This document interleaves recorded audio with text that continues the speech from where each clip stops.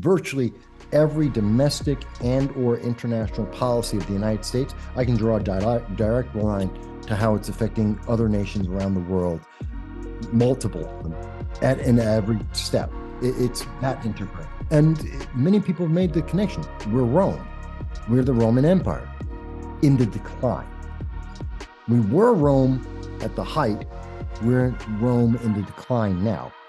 Doesn't mean it has to fall apart, but it probably will if we keep going down the road that we're going down right now. Scary, but it should be it's scary for me. I'm 55. It should be terrifying to you guys because you're going to have to live with the consequences of this a hell of a lot more than I will. Hi guys, welcome to the Alt-ernative podcast. We're on episode 30 now. We've got a very special guest. We've brought him back. It's Mike Vaz from No Soundbites Allowed. And we've also got a special announcement. We're going to be teaming up with Mike and doing monthly episodes of him. So we're looking forward to that. And I think the first one will be out probably next month. So note it in your diaries, guys. It'll be fun. We'll be talking about things from the UK, the EU, the United States. Let's actually have the conversation our leaders won't have, the real conversations that we all want to have. Let's really get into it. It'll be fun. So, should we get straight into it? Yeah, absolutely. There's been a lot of press at the moment about the US debt ceiling. Yeah. So this is sort of why I wanted to book the podcast in today as well, because I know it needs to be agreed by 1st of June. Is that right? Yeah, somewhere between the 1st and the 5th, they say. Yeah. So can you update us on what's going on? I've been reading a little bit about it. I know they're coming to some sort of agreement, but they're not fully agreed yet. They call it an agreement in principle, which is stupid. There has never been a doubt that the United States would increase its debt. That wasn't the problem. Well, the question wasn't, are we going to increase our debt limit? It was a question of how much, for how long, and what else would be attached to that for the various political parties. So we're looking at the ceiling being increased until, theoretically, 2025. So that gets us through the election. That was the number one thing, because no one wanted to have the argument about debt ceiling and an election at the same time. It's not good for either party. So that was one of the things. They increased it to $35 trillion. Think about that number. It's about 1/6 the entire the amount of money in the world. Total actual money in the world is about $180 trillion. We're talking about 1/6 the cash in the world. That's ridiculous. That's an insane amount of money. You could literally take the bottom half of the countries in the world. You won't get to $35 trillion. And what that means is inflation. That's just telling us that, okay, we know that we're going to be increasing roughly about 7% more inflation in the next 2 years. That's what that's telling me. And that would tell anyone. People hate to do math, but that's what we're saying. We're going to inflate the United States dollar by about 7% over the next 2 years. Wow, that's good news. I feel great about that. By the way, sorry for you guys in the UK and in the EU, because that means inflation is going to hit you too. So we're going to pay more to get less. Hello, aren't we happy we have a deal? No, of course not. No one should be happy about that. There's a couple of other issues about which programs will get extra money or an emphasis. It really doesn't matter, because no matter what they agree to, we're going to still argue over it. We're still going to have debates in the Congress about it. They're still going to blame each other about it. So it doesn't matter. The real thing is, how much inflation were they willing to accept over how long a time period? And who was going to look bad in 2024 about it? That's all that was. Pretty simple. How does how is this debt problem ever going to be resolved? Because it just seems like I know the US are in debt. I think every nation in the world's in debt, right? To an extent. It's leverage. I mean, there's a difference between having a massive outstanding debt and leverage. Think of it like a business. A smart business or an investor, you're not going to use all your money in cash. Okay. Most businesses don't buy everything in cash. You have a line of credit, you have investments, you have a line of credit, you have leverage on your money. Banks do it all the time. And that's good because it allows you to multiply your growth. It allows you to diversify your infrastructure and your research. So it's a good thing. But there has to be a limit to that. I mean, if you're going out for a mortgage and you say that you're leveraged 40%, you're not going to get that loan, or you're going to pay an insanely high interest rate for it because you're over leveraged. You're spending too much debt. So your money isn't as effective. Well, look at the United States. Our deficit, which means every year, the amount we're losing every year, is about 1.5 to 2 trillion, depends on any given year, 1.5 to 2 trillion dollars a year. We're spending about 125% of what we're bringing in. I don't care how you want to define that, we're over leveraged. Now, our national debt, 35 trillion, isn't really correct. The actual debt is between 130 and 150 trillion dollars. That's with all the unfunded liabilities. That's the true debt of the United States. The difference there is how people want to count various programs. So it's somewhere between 130 and 150 trillion dollars. That's more money, or about the same amount of money as all the money in the world. Where does it end? If you believe in modern monetary theory, which Alexandria Ocasio-Cortez, the Squad, if you're thinking about Andrew Yang, Bernie Sanders, Elizabeth Warren, they all believe modern monetary theory, which is, as simply put, print money, no one will ever call you out. Just print money forever because it doesn't matter. That's stupid. That's stupid. And that only comes about when someone feels so secure that what they've been doing will never change. That's why they do that. No one's ever called out the debt. But the problem is, once the first domino falls, the debt comes due. We can't pay it off. We're over leveraged. So the answer is, how do we resolve this? There's only two ways to resolve it. One, you cut the size of the government and the spending. Those two things are the same. You have to cut the spending, you have to cut the size of the government, which means entitlements and many other programs have to be slashed, if not eliminated, like eliminate the Department of Education. That would help a lot. But that's not going to happen. We have too many people involved in passing around paper, middle management doing nothing, and really the infrastructure is just completely corrupt at all levels of government. So since we can't do that, the only other real solution is America becomes a third world nation. We become a banana republic like in the 1980s.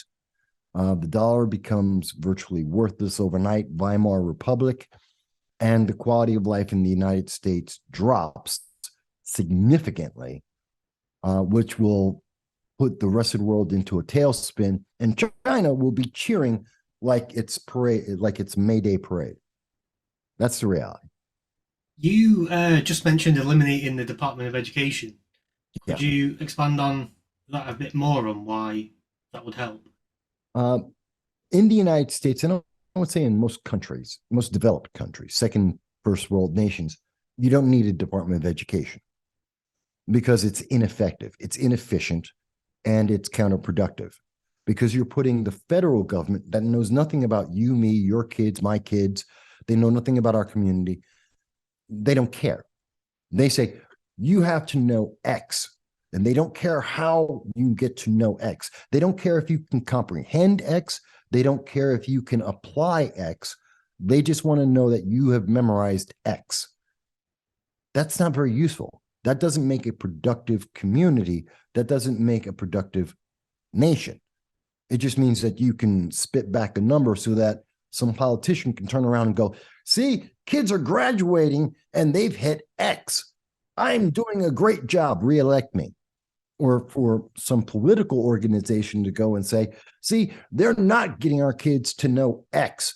Therefore, you need to donate more money for me so I can go to a union or whatever political organization and force them to pay the teachers more money. That's not helping the kids. The Department of Education may have had a purpose 100 years ago. It doesn't have a purpose today, especially when we then add in the internet, the capability of having the Library of Alexandria in every single cell phone. What we need now is not access to the information or rote memorization. We need to know about application. And that's, the federal government can't do that. It's the big giant taking the big steps. Our communities are small. They need to take small steps. They're the ones who are directly connected to those kids. And again, the other reason is because the federal government, whether it's right or left, doesn't matter. It's focused on a political agenda because it's driven by a political agenda. So we're either over focusing on conservative ideology, because again, no matter what the government does, it's taking big strides. So it's going to overcorrect no matter what it does. So we're either becoming too conservative in our ideology, or we're becoming too progressive in our ideology, and both of them result in stagnation. Get rid of the federal government. It's not necessary. Go and let us focus on the local schools, and you'll do better. And that's at least $120 billion a year. Excuse me. Yeah, $120 billion a year.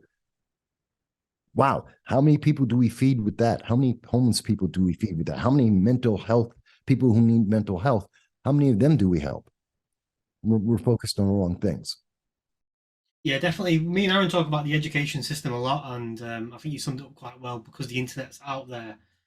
All the information that you could possibly dream of is out there at a click of a button, but yet the school system still rely on giving you books with a certain narrative to follow. Whereas now, we should be looking at a more free way of learning, and as you said, application of the information that we've got out there.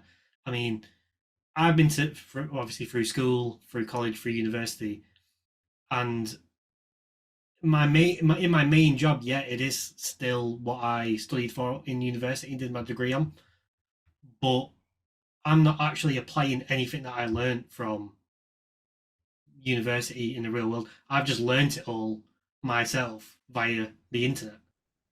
Yeah, well, think about it. 60% of people that, whatever your degree is in, you don't work in that field at all. 60%. And that number is increasing as we have more and more academic related degrees. Yes, you know lesbian dance theory, which is actually something you can get a degree in.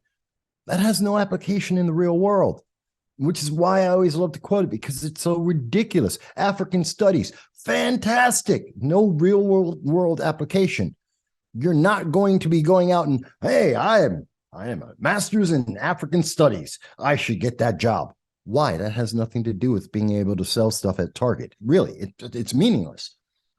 So, and we have the wrong focus. Let me give you my history. When I was many decades ago, I was in high school. My high school physics book, I was in advanced high school science. I was taking physics, which was an advanced class for the 12th grade. I was also going to the City College of New York at the same time, taking chemistry. I learned more about physics in my chemistry class in 101 chemistry at college than I did in my high school physics class, in part because the physics book I had was older than I was. I was 18. The book was 22 years old. Okay. Gives you an idea. And yet, that didn't prevent me from going to college. That didn't prevent me from becoming educated. That didn't prevent me from being able to have jobs both before and after that had nothing to do with science. The knowledge isn't about rote memorization.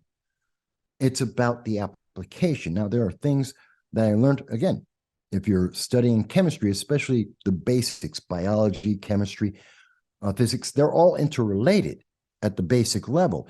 So I'm going to learn about physics in chemistry. I'm going to learn about chemistry in biology, and so on. That is interesting. So the knowledge, the base knowledge will come. Why are we focused on can you quote back or rote memorize X? No, can you apply it? Without the distraction of things like math is racist, which is just stupid. That's just politics. And that's where we are now. We're into, well, it doesn't matter if 2 + 2 = 5. Is it racist? Why are we wasting our kids' time? Again, this is the government overstepping. We've gone too far to the progressive side. We're focused on the politics. No, 2 + 2 = 4. We've known that since Archimedes. Why are we saying it's racist? How does that help you do math? It doesn't. It helps a political agenda. This is why we don't need education. Somebody said maths is racist. Oh, yeah. Yeah, there's a whole movement about that. It's been around since 2014. They've been saying, came out of California. It's been across the nation. It gets attention in the news media on and off. Math is racist because we don't emphasize that math is Arabic. We use Arabic numbers. It came from the Arabic region. Because we don't acknowledge that, that's racist. It's, what do they call it? When you absorb a different racist culture. What do they call it? Cultural appropriation. That's it. Cultural appropriation. It's so stupid. We culturally appropriated the Arabic math system. No, it's just called math because everyone uses it. I don't need to know where it came from. It's just math. But more important than that, they have also gone even further, because now you look at, and this is why certain books were being banned. People are like, oh my God, you're banning books. Well, why are we talking about sex and we're using examples of sex and sexuality in a math example? Why are we using examples of politics in math examples? If there are 5 people going to a protest and there are 10 policemen who are trying to beat them down, how many people are going to get arrested? What the hell kind of question is that? That's not a math problem. Why are we talking like that? Because you're trying to insert politics. And this is one of the problems. This trans guy, if 5 trans guys get on a bus going to Indiana, stop right there. Who cares? Why are we adding that? Because we're adding a political element, because it's no longer about the math question. It's about the politics and the indoctrination. And therefore, we are instantly at that moment failing our kids. Yes, that book should be removed. Why? Because it has nothing to do with math. Because you're not trying to teach the kid math now. What you're trying to teach them is indoctrination to a political ideology. And I don't care if that's on the right or the left. It doesn't have a place in the math course, and therefore that book should be banned. Does that make sense? Speaking about books, I think, was it you, Aaron, that mentioned, was it Joe Biden that said, if you read 1984, then you're a far right extremist? Yeah. Joe Biden, Did he say that? I missed that one. But I wouldn't be surprised he would say that. But look at how many classic books and ideas people don't want you to know about. They don't want you to. We should be able to read anything and, one, enjoy it for what it is, and possibly look at it for what it has predicted. 1984 is a wonderful prediction of current day politics, right or left. It doesn't matter. There are elements of both in what he was speaking about, because he was speaking about a society that isn't free. That's the emphasis. That's the focus, the abuse of government being over people. I don't care. Yes, I can make allegories about the left about that. You could also make allegories about the right on that. It doesn't matter. The problem is government is more powerful than people. Why do you want to make it left or right? Because now you get to blame the other guys and distract from, well, government should never have that power in the first place, especially in a country like America, where government is never intended to have that power. And that would tell me that's more of a reason why you should read that book.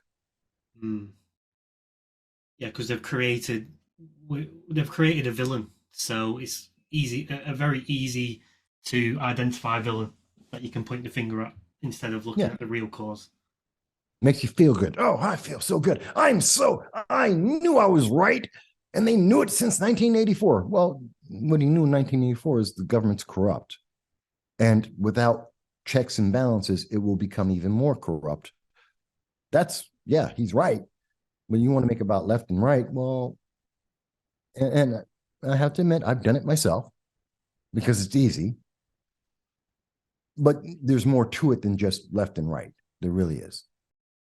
So, just talking as we briefly touched on, the trans movement, what you want to call it. How long do you think this ESG, DEI, all these sort of movements that are coming about, how long do you think these things will last for? Me and Aaron were talking about it earlier today, off call.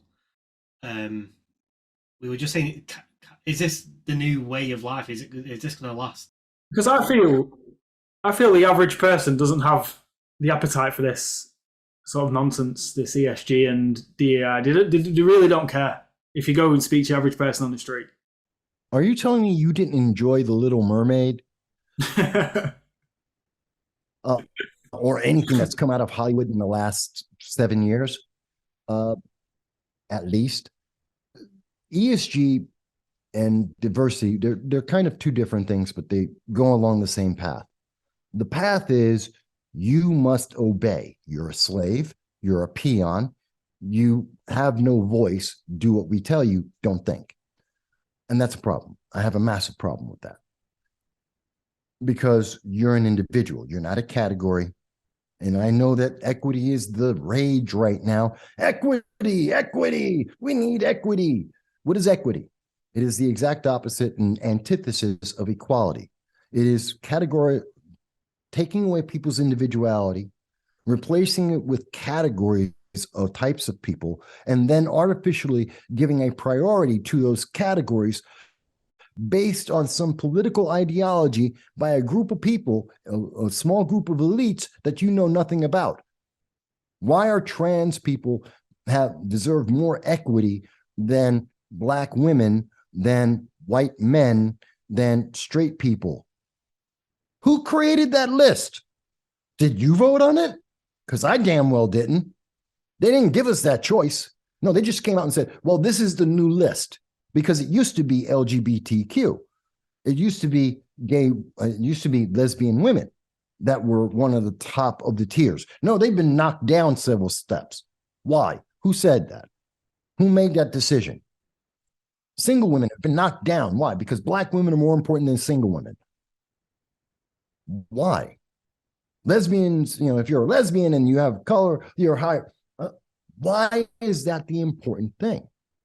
Because someone arbitrarily told you that's what it is, and you're not supposed to think, you're not supposed to question. And if you do think or question it, then you're the bad guy. You're the problem. You've done something wrong because you have asked a question about this rather than obey. That's inherently a problem. So I kind of went on a tangent here, but that's diversity, equity, inclusion. Here's the other problem with diversity, equity, inclusion, DEI, is, are you good? Kamala Harris was in West Point last week, and she spoke. Almost 60, 70% of all the coverage was Kamala Harris's first Black woman to speak the commencement speech, the graduation speech at West Point. Who cares? Why is that important? If we're going by the left, men and women are equal. There is no difference. So why do you care that she's a woman speaking there? We've had many vice presidents speak at the graduation of West Point. That's not new. She's a vice president. So on that level, no one cares. If you're telling me that men and women are the same, then we don't care. What we are not talking about in 70% of the media, especially the major media, we're talking about her color of skin and her gender instead of what did she say? What did she tell the next future of our leadership in our military? That's important. That's the thing we need to know. That's going to have consequences, not because the fact that she's a woman, she's black or Indian or whatever changes that on a regular basis. That's meaningless. Even by the left's standards themselves, that's meaningless. So why we care? Because diversity, equity, and inclusion. I'm sorry, that's just an excuse to try and indoctrinate and shut down people's voices. It's a way to tell them to shut up. We used to say you're a bigot and a racist. No one cares about that anymore because everything's bigoted and racist. It's subliminal. Remember, we subconsciously have all these racist microaggressions going through our minds all the time. Then the word racist has no meaning. The word bigot has no meaning. There's no negative to that anymore because it's always happening to everyone all the time. Well, then it's useless to even have this conversation. So they've invalidated their own argument, so they have to distract us to something else. So that's why I don't like DEI, because it doesn't mean I have the best person. It means I have the right equity categories. I have the right political, what's the word I'm looking for? Not substance, but presentation. I have the best presentation. Superficial, that's the word I was looking for. It's the best superficial look. It has nothing to do with, are you qualified? Can you do the job? And what are you doing? What's the content of what you have provided? Absolutely meaningless. So there's DEI. What's ESG? ESG is just the commercial aspect of DEI. You are a company, you want money, you need money to run. You must push DEI, you must push intersectionality, critical race theory, gender identity. You have to push these messages, regardless of whether the consumers want it, because it's stakeholders. Guess what? Stakeholders are the employees. Stakeholders are the investors. The only thing a business should be worried about is selling a product. Do the consumers want the product I am selling? Do I have a product that they can use or that they want to consume? If I do, I make money. If I don't, I go bankrupt.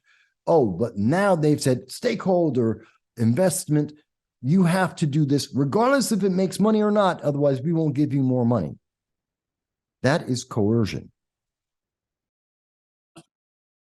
And that can be seen big time, as you referred to earlier, in Hollywood, because they're putting out so much junk at the moment that a lot of people don't want to watch, but yet they keep putting it out because that's what they're getting funded to that's what they're getting funded for, to put this type of material out. Yeah, but we see it most obviously and most critically in entertainment.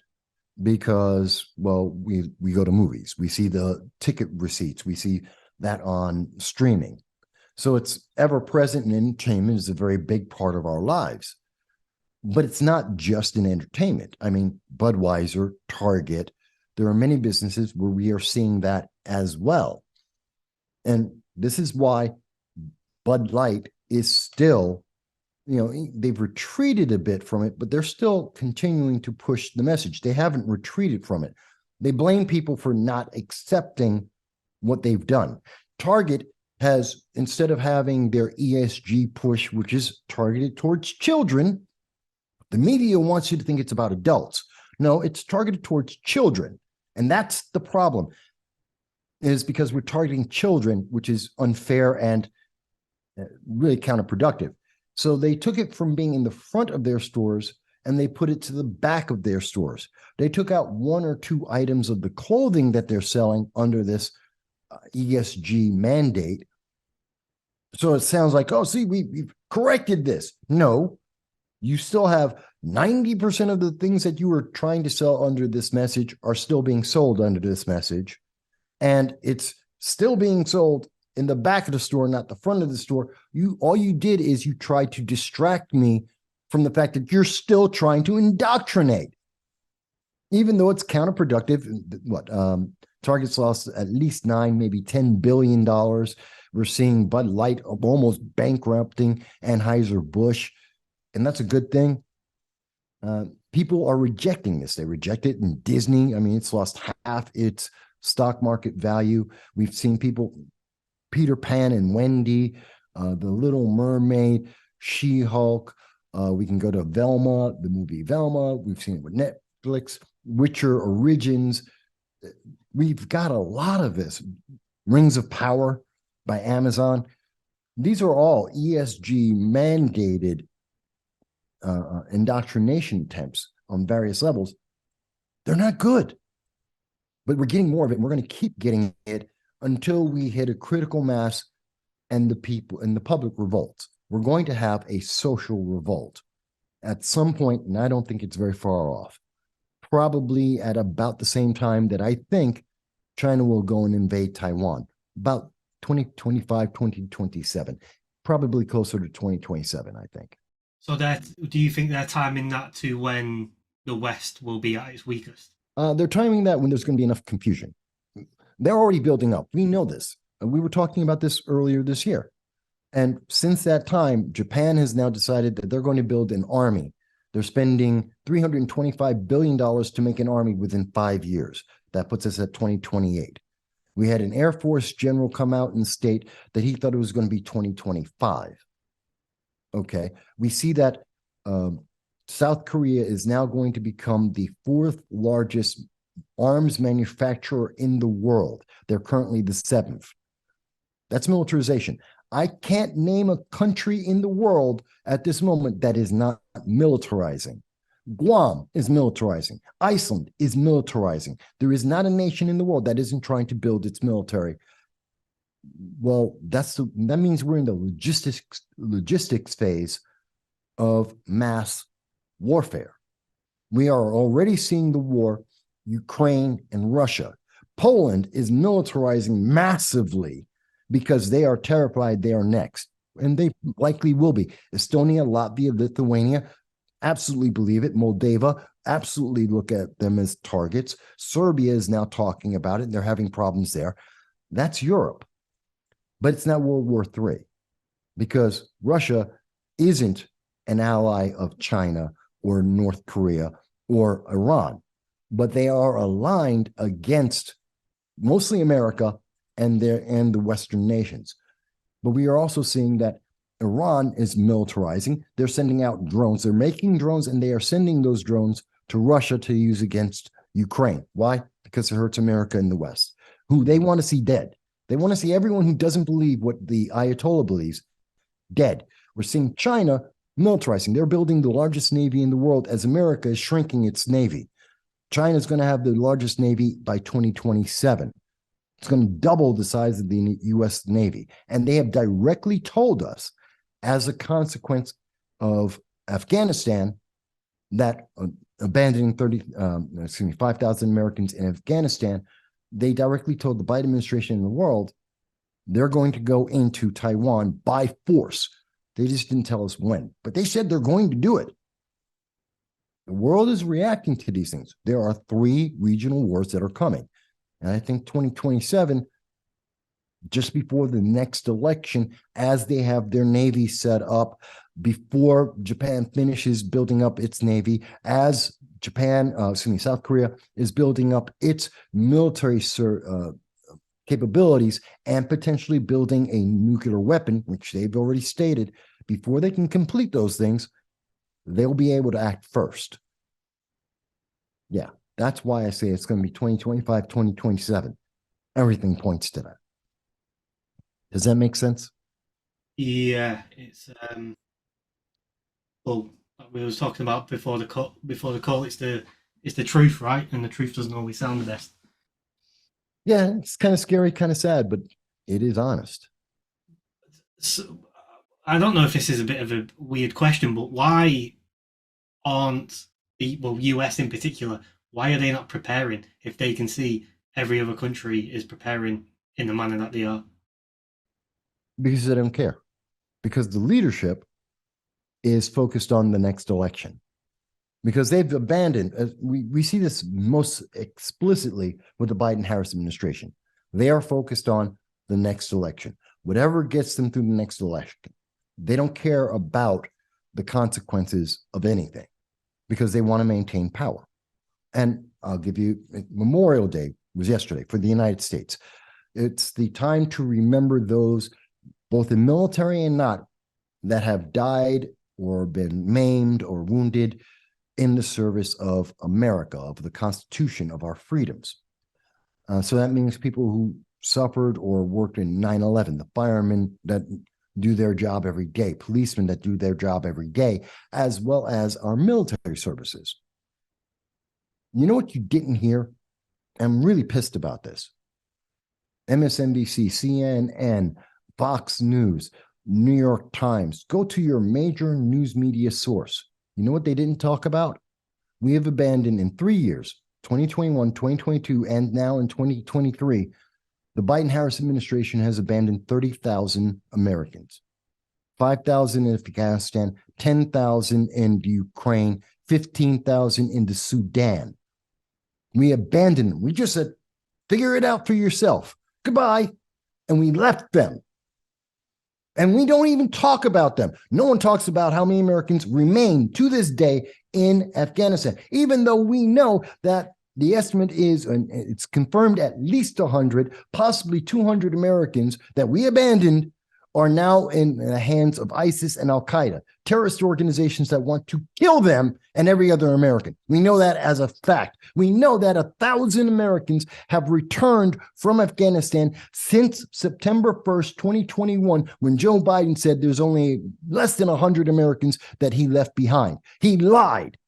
We know these things for a fact. It is not a question. You can go to the DOD, Department of Justice. You can ask them. They will tell you this. The State Department will verify these are the actual numbers.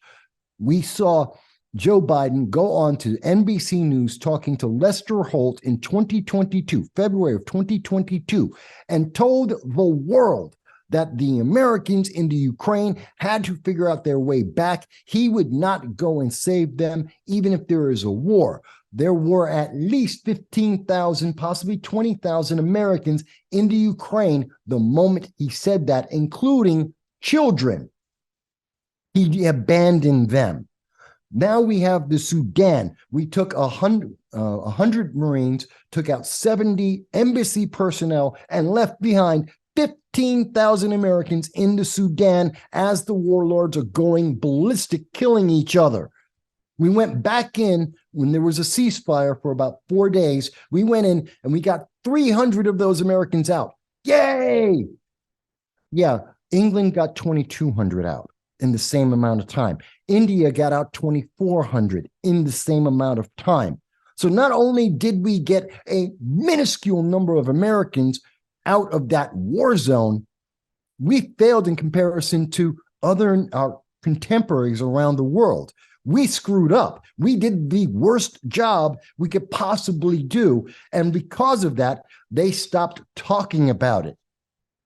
No one had the balls to come out to the American people and say, we remember 30,000 Americans in our most recent history 2 weeks ago. We remember them and we want to bring them home. That really pisses me off. And it also tells you why the rest of the world, what are they seeing? America doesn't care. The Biden-Harris administration don't care. They're willing to throw their people away. If they don't care about their people, they don't care about their allies, and they're not going to try and do anything to the people that are their enemies. You can't take care of your own people. Who cares? But nothing else matters. They're more worried about arguing over 2024. How can you come to any other conclusion? Terrifying, isn't that? What you've just said, yeah, disgusting. Yeah, when you've got leaders of your own country that don't give a fuck about your nation at the end of the day. They don't care at all. Yeah, it terrifies me, and that's why I'm very I'm very passionate, and in fact, I'm angry about that because it's not that hard to figure this out. This is data and information that's readily available. Hell, 2 weeks ago, we're talking about the Sudan is 2 weeks ago. This is not ancient news. And we've seen this happen now 3 times, once per year. I have no reason to believe that in 2024, somewhere in the world, there's going to be several thousand Americans that are just going to be ignored and thrown away in a war zone. I have no reason not to believe that. That's not a thing I should ever consider.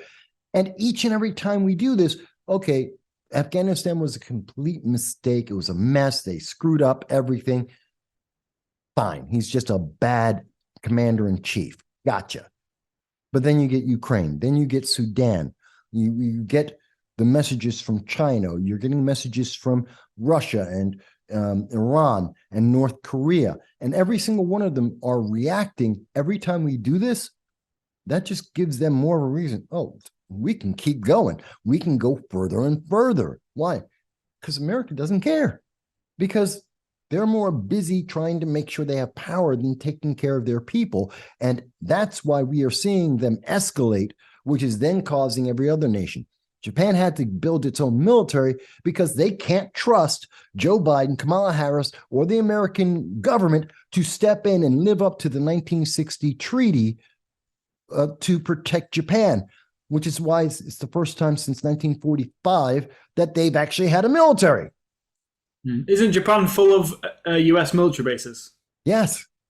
Marine Corps bases, Okinawa. Yes, there's several, too. And yes, and we've had a treaty since literally the end of the war, codified in 1960, the US-Japan Treaty, that states explicitly that the United States will represent Japan and defend Japan against any aggressor. It's the longest standing unchanged treaty since about the 1300s. That's a fact. And they just said, it doesn't matter anymore. We need a military. That tells you the state of the world right now. What I've also noticed as well, because I don't really go anywhere near mainstream media, even what I'm starting to notice a lot, and this is sort of ties into what you've been saying about the troops. I don't really watch mainstream media. I like to try and find my news from alternative media. But we're in a sort of predicament now where alternative media is going down a path of just talking about face value, LGBTQ, just trans rights, all this sort of side of it, which is sort of like a decoy, because they're not even covering what you've just covered around troops being left in the various countries. You know why? There's a reason why. I can tell you why. Go on, please. Well, guess why first, and I'll tell you. Well, the only thing I can see from it is it's just been set up that way, that it's all of this other stuff is a happy decoy for us to fight over whilst they go away and do whatever they need to do. Yeah, it's like they put out their narrative, and if you want to feel like you're thinking differently or critically thinking, then you'll look down here, but then that's a narrative that they're controlling, manipulating as well. Whilst they're doing this over here, you're not looking at that. You're looking at these two narratives here. So you're both close, but that's not it. It's because there are people talking about it. It's being suppressed. And the only way to be heard, the only way to be seen is to be at least tangentially talking about what the mainstream media and what the major political powers and ideologies are talking about. Otherwise, when I say this, I get suppressed. My channel is massively suppressed on a regular basis. Why? Because I'm willing to give you the data. And again, this is all confirmed by the DOJ, the DOD, the State Department. These aren't new numbers that I'm pulling out. And I can point to the left confirming everything I've said, but they don't want to talk about it. So rather than to have that discussion, which is politically disadvantageous, not just for the left, but for the right as well, because they're not doing anything about it either. So they don't want to have that conversation because it doesn't empower them. It doesn't help them get reelected. It doesn't advance their agendas. So the answer is get rid of that voice, ostracize those people, demonize those people. Don't have that conversation. And we can see in looking at YouTube very often, what are the channels that do the best? The ones that are at least tangentially pushing a message or addressing an issue that the mainstream media talks about. That doesn't mean you can't talk about those things. Debt ceiling is important. Talking about trans issues is important. Talking about education is important. But there are other things happening that have direct and serious consequences. And more importantly, just talking about consequences is what we should be doing. What happens not after the next election, what's happening in 3 years, what's happening in 5 years, what's happening in 10 years. We have to plan and think about that now. Otherwise, we're going to be screwed up. We're making the mistakes now that will affect us in the near future, and it will not be something we can correct at that time. And so, since they don't want to have that conversation because they don't want to deal with that accountability, then they have to suppress those voices. So you see less people saying it because they know they're being punished. They don't get to make money. They don't get to have people see their voice. They're shouting in the wind. So they're being suppressed and they're being ostracized and they're being demonized. Why do I want to do that to myself? Why go through all that grief and get nothing for it? I just will I'll go with the more popular thing. I'll take the popular alternative route, and at least I'll get some kind of recognition or maybe some money for it. Sadly, I've been doing this 17 years, so I don't care. I never made money at it. I lose money every year doing this, thousands of dollars every year. I don't care. They've been suppressing me since day one. Don't care. Because I think the message is important. Having this conversation is important. Even for those people who disagree with me, if you think I'm wrong, let's talk about it. I'd like to be wrong, but I'm not. So going back to, we've established that the Biden and Camilla running America. They don't like. They don't give a. They don't care about America. No. If Donald Trump comes in 2024, do you think he cares about America? But Trump loves America. Is he perfect? No. Is he a nice guy? Not really. But when was that ever a prerequisite? Churchill was not a nice guy, but he was good for the UK. He was great for the UK. He was the man you needed. He was not a nice man. Who cares if they're nice? That's not a prerequisite. I don't care if I can get to have a beer with Obama or Trump, Churchill or Sunak. It doesn't matter. Although I'd love to have a drink with Kemi. Would love it. Not possible, but whatever. She's cute. But anyway. Got preferences, why not? But it's not necessary to like them, although we are being told and we're being sold the idea, well, you should like them. They're your friend. These are the good guys. And everyone else you should hate, and they're the bad guys. That's emotional manipulation. It is meant to indoctrinate you into an ideology, put you in an echo chamber, and shut down any thought. You're just a parrot repeating. You're a slave. You're no different than a cow. You're being led in a herd, and that's it. Do I want Trump? Yes, because I think he truly cares about America. Whether or not he's always right, that's not possible. He's just one man. Yes, he's the president. He's never going to be 100% correct, and he's not a traditional conservative. He's not a Republican, even though he's running on the Republican ticket. But that's just because of what's the opposite of him. But I think he does have a consideration for the future. I think he is concerned about the consequences. I think he does force restraint on nations like Russia, Iran, North Korea, and China, whether they like it or not. He gives them the fear of God, which makes them be more stable or less unstable in the world. And it gives confidence to our allies that even though he's a crazy cowboy, he's their crazy cowboy, and he's going to come in guns blazing to take care of you, regardless of whether he's right or wrong. You know what? I'm in a bar fight. I want my buddy watching my back, and I want to know that even though he's crazy and started the fight in the first place, he's got my back, and I don't have to worry about it. Rather than having a friend who's hiding in the corner, trying to hide his eyes because he doesn't want to see the violence. You're useless to me. So there's a difference here. Now, you could say the same thing to a lesser degree about Ron DeSantis. Tim Scott's a very good and very intelligent man. That's why he's a senator. He has a lot of great voices.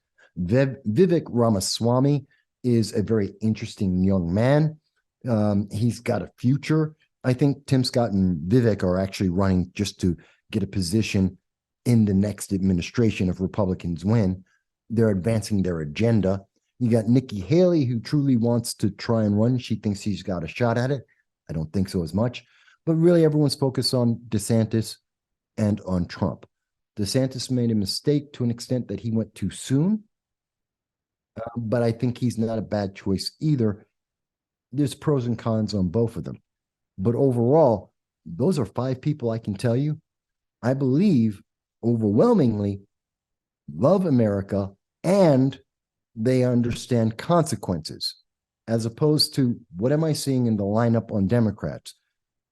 Biden, we know, doesn't care and barely knows what he's doing. Come on, he needs a cue card for everything that he does. That's a problem. Kamala makes everything worse everywhere she goes. Every conversation she has with every country and every organization is worse. She went to Tennessee after the Tennessee trans shooting that we can't talk about anymore because there was a trans shooter. So we don't talk about it, even though 3 children, 3 9-year-olds died. And she went to Tennessee not to see the family of those 3 children that died, not to give her condolences to the community that had that trans shooting. She went to Tennessee to promote Democrats being in elected office and to raise money for 2024. Yeah, she doesn't deserve to be president. She doesn't care. Besides the fact that the one job she has actually had, which is to take care of the southern border, she failed. 6 million people have entered in the United States. We have swarms and mobs of people that are migrating in those caravans coming as we speak. She has completely failed, and she doesn't even talk about it. She's a failure. Throw her out. That leaves you with Marianne Williamson.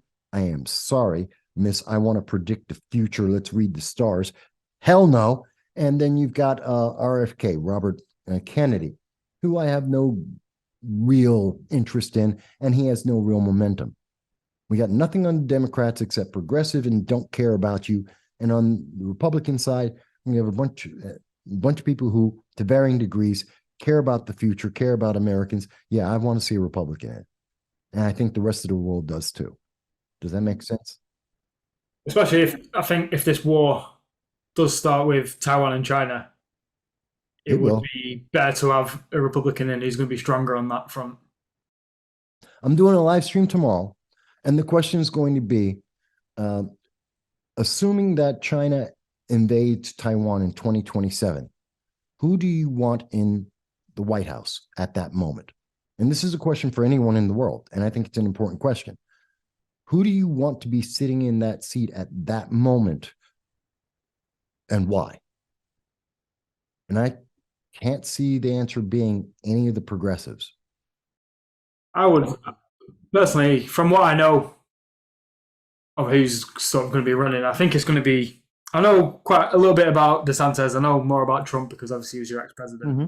But I would probably say Trump because when he was your president, he just had a way about him that sort of instilled a bit of fear into like with Putin, the way he dealt with Putin, the way he dealt with North Korea, the way he dealt with China, he has a little bit more about him that would perhaps. I don't think China would question invading Taiwan. If they wanted to do it, they'd do it, but it might make them question it a little bit more than if Biden was in power.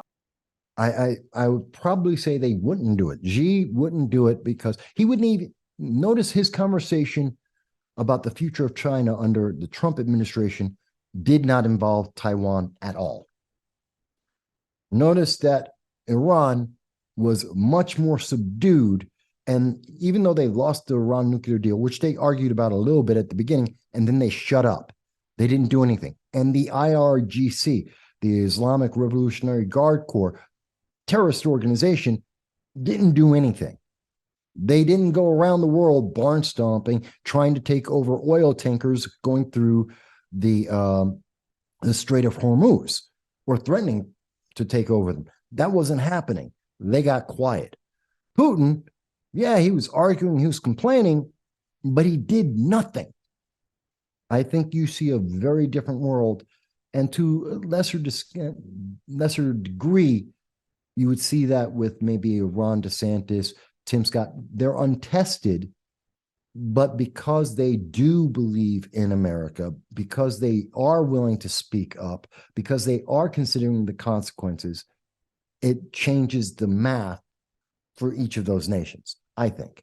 But that's why I'm going to be listening to people tomorrow to hear what they say, because maybe there's someone in Sweden or Peru or Canada or somewhere in the United States that thinks something different. And we need to have that conversation now. I listened to some commentators, and they said they would have preferred Trump to run for president and DeSantis to be the vice president. So then, because Trump can't go again after he's gone this time, right? It's his second term. And then DeSantis to run for president for the year after, or the next election. Do you think that would have been a better option for DeSantis? No. But, and I was corrected on this recently because I misunderstood. I misread the 22nd Amendment of the United States, which says that you, at maximum, you could only get 10 years as president. So if the president dies in the middle of their term, you would get 2 years max. They work it out to 2 years as moving from vice president to president. And then you would get 2 terms. Otherwise, as a president, you can only serve 2 terms. It doesn't have to be continuous. It's 2 terms maximum. Yeah. So Trump is guaranteed, if he were to win, to only have 1 term. Trump and DeSantis have very different views. They have big egos, and they both want to be the big man in the room. That is too much contention as a vice president to a president. The vice president is there to support the president and to move that agenda forward, not to create their own agenda and not to be obsessed with their next election. Because if DeSantis is there and he's a viable candidate for the presidency, he's going to spend his entire time as vice president trying to prep and run a campaign for 2028. And that basically puts us where we are with Biden Harris. They're looking for the next election. It's counterproductive. So I don't want to see DeSantis as vice president. It's counterproductive to the nation. He should have waited because he's still governor. The people in Florida still want him there. He can still make a very large voice in American politics by leading in a role of leadership without having to worry about using up all of his powder now, without having to take all the slings and arrows. Why fight Trump now when you can just go 2028 and Trump isn't a factor and you're going to lead everyone else? So I don't think that's good. I think you could see a Senator Tim Scott as the vice presidential candidate. He's a little bit more moderate. He's a lot more establishment. He's Black, and that counts. So he's a good mix of a lot of things, more towards the center as opposed to Trump. And it's a very hard math for the Democrats because they don't get to just say, well, we get the Black vote. Kamala, Black vote. No. So I think that would be better. Even Vivek, right? Would you see him as a good vice president option? No, he's too young. He's not experienced enough. He's got a lot of great ideas. He's got a lot of energy. He's young. He doesn't have experience. I prefer to see people run for the executive branch that have, if not business acumen, then definitely political acumen. Because the problem is, again, look at Kamala Harris. She went to South Korea. She insulted, every time she's gone to South Korea, she's insulted South Korea and made our position worse. She went over to the EU before Russia went into the Ukraine. She made it worse. 2 weeks later, they were in. She's gone everywhere she's gone to speak. She's made it worse because she doesn't have the proper experience and she's a political agent. And Ramaswamy, again, we can't, especially back to back, we can't have another weak vice president. Not that they have a big role, but when they are doing it, they have to be taken seriously. And I can't see Putin going, hey, this young kid with a lot of energy, and he knows nothing about international politics. Nobody knows him. Yeah, he's going to sway Germany. I don't think so. That's a fair point. More experience, you see him 4 years down the road, very different discussion about him. Yeah. Today, no. How old is Vivek? Huh? He's 37 years old. He's what? I think he was 28. 37? Yeah. No. He's young. And politically, he's young. Yeah. But he's an interesting guy. And he's not getting a whole lot of attention. He's got about 1% following right now, according to Real Clear Politics, the aggregate out there, which is actually very good for a presidential election this early in. He's got 1% of the attention. That's great. It gets him on the stage. What does he do now that he's on the stage?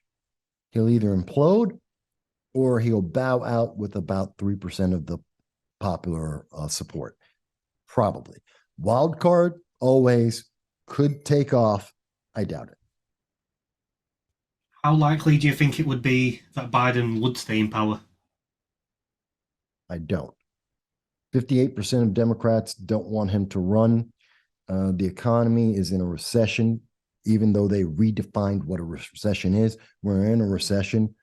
You look at food, you look at energy, you look at most things. Inflation is through the roof. It's skyrocketed 17% since the day he got in, and it's not coming down, and we're looking for it to get worse. It's had a negative impact everywhere else in the world. We became energy dependent, competing with Germany, competing with the UK for energy resources, driving up that cost, increasing inflation for the rest of the world, hurting the world economy. Now we're starting to see, as people are using less and less energy because they can't afford it, food is now, because we are in a food crisis, 30% of the food in the world is missing. So we're seeing food prices continue to escalate, especially since we have to transport that food and process that food, which is more expensive. But also there's less food, so that's more expensive. That's why in the UK, the leading indicator of inflation right now has not been energy, it's now become food. That's not changing. All of these things are moving forward. We're having the same thing here in the United States, which is magnifying the problem around the world. And every issue, I can point to Joe Biden, I can point to a policy that he passed that made the situation worse. And they're not doing anything to make it better. No, I don't think he wins. What does he run on? He even gave up the thing he said in 2019, I'm a uniter. Well, we've seen his position on people about the jab. We've seen his position about people who want to make America great, an inherently positive statement, and he hates them. That's not a uniter. So that's gone. What does he run on?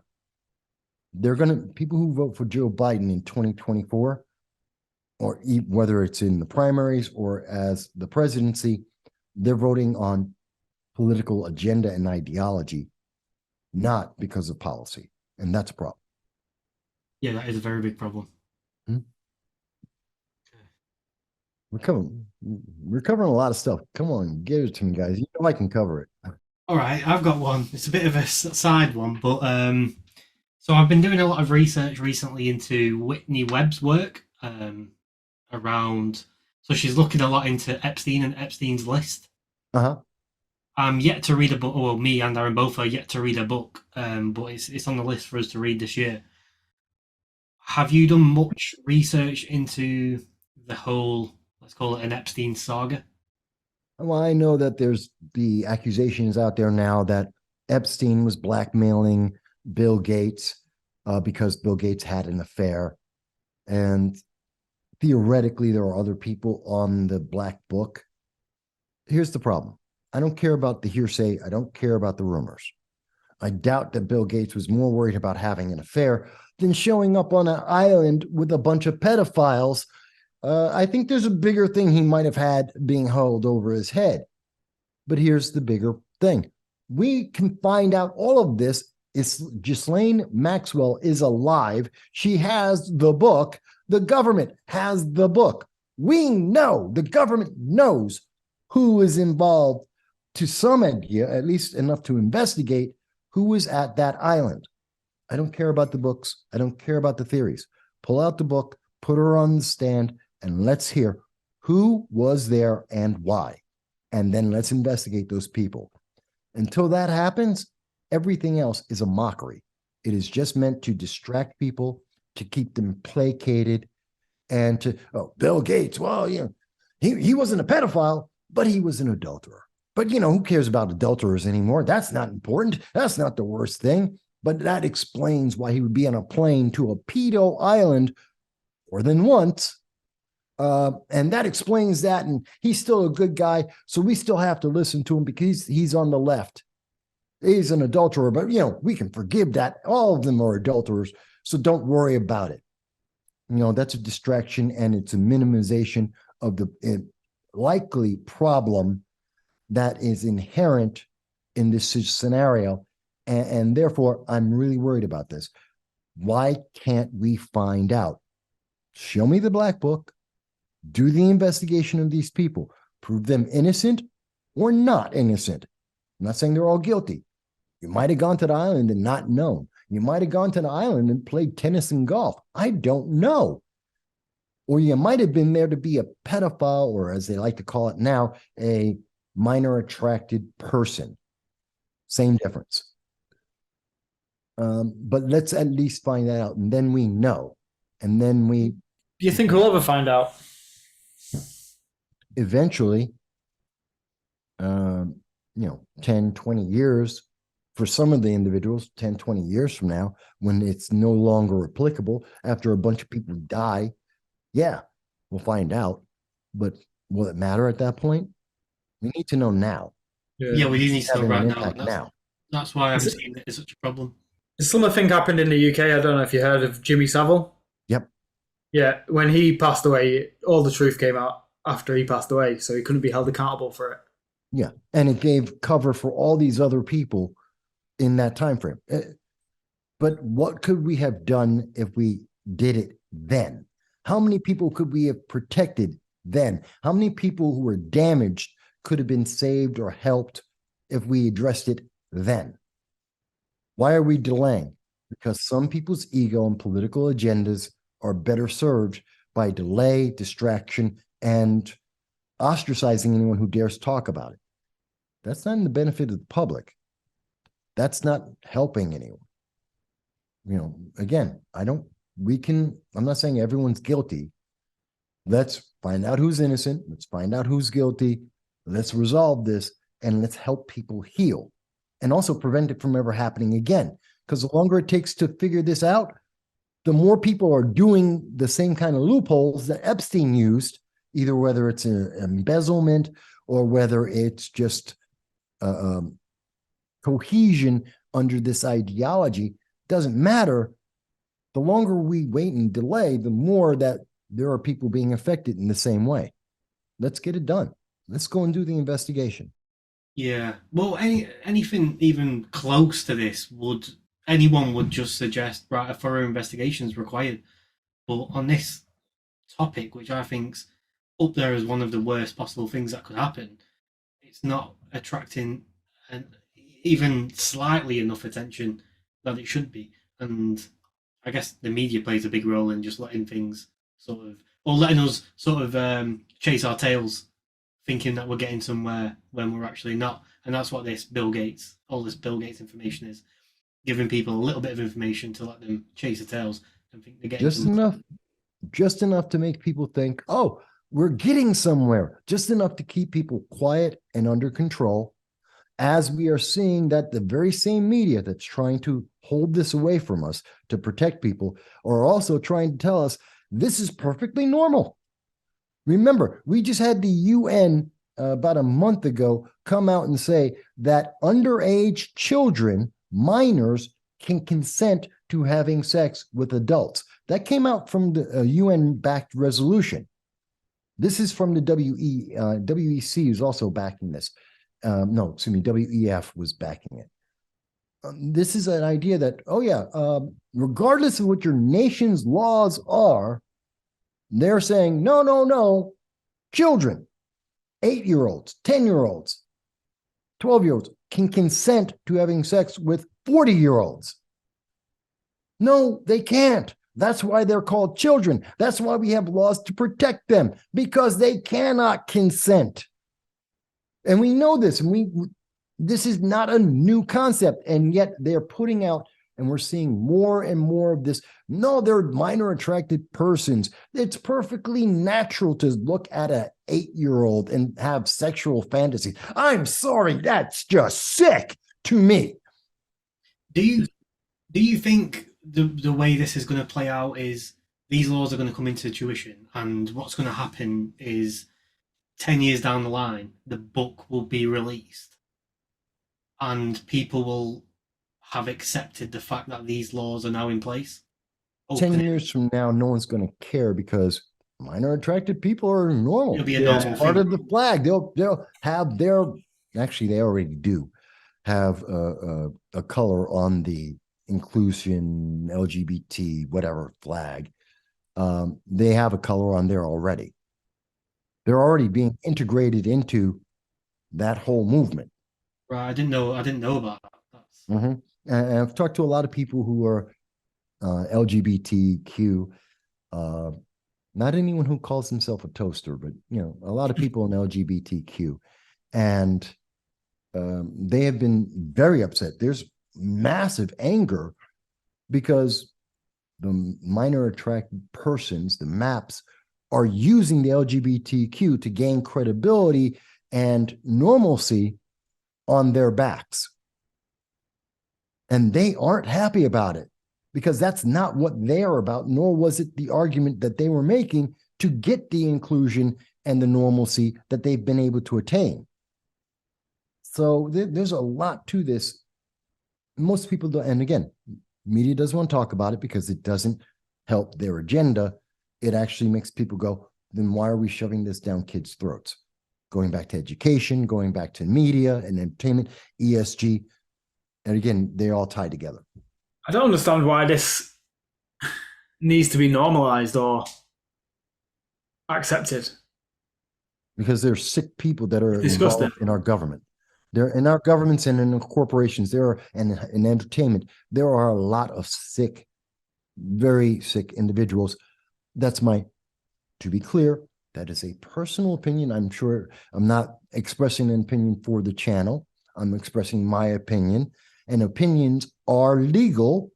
I have to say these things because there are stupid centers on YouTube, Facebook, and all the social media that are going to go, oh my God, you can't say that. You're such a bad person.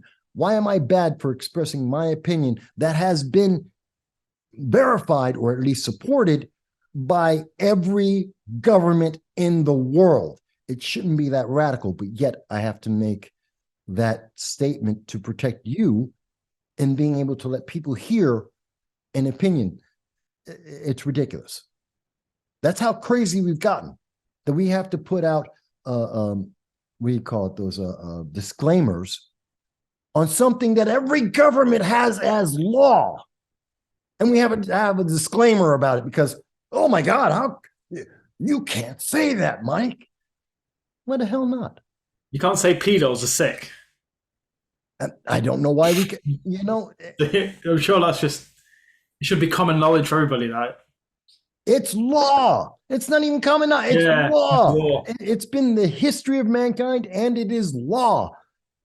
Why is it so horrible? Oh, because some pedophile is going to go, oh my God, I'm feeling bad. My feelings are hurt. Good. I don't care. It's like saying, Mike, oh, don't you feel bad for that drug addict criminal that, George Floyd? He's a saint. No, he was a sinner, and I have no problem saying it. He's dead, and I don't care. I didn't care about him when he was alive. Everybody got to the streets and literally destroyed the towns he lived in for George Floyd, but nobody gets to the streets and does anything for a paedophile ring that we don't know anything about. That should scare you. That the news media is more willing to try and justify and tell you how absolutely wonderful and saintly it was to stand up and burn down Minneapolis and Portland and Seattle, kill children, kill a kid in Atlanta, an 8-year-old child, to kill a kid at the Capitol Hill Autonomous Zone, 14-year-old there, to kill a single mother, 23-year-old Jessica Dottie Whitaker, because she said all lives matter, to kill David Dorn for daring to stand in front of a store and say, don't rob it. Yeah, those are all just incidental things, because George Floyd was a saint. He was wonderful, even as he pointed guns to the bellies of pregnant women, the violent, repeat, addicted criminal.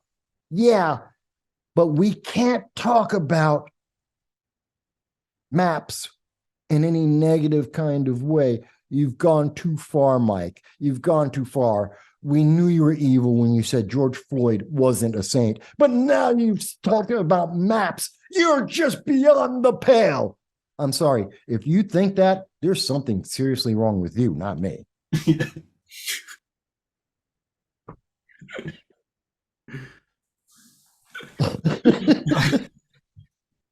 It's so it's so worrying that this conversation feels so out there when it's so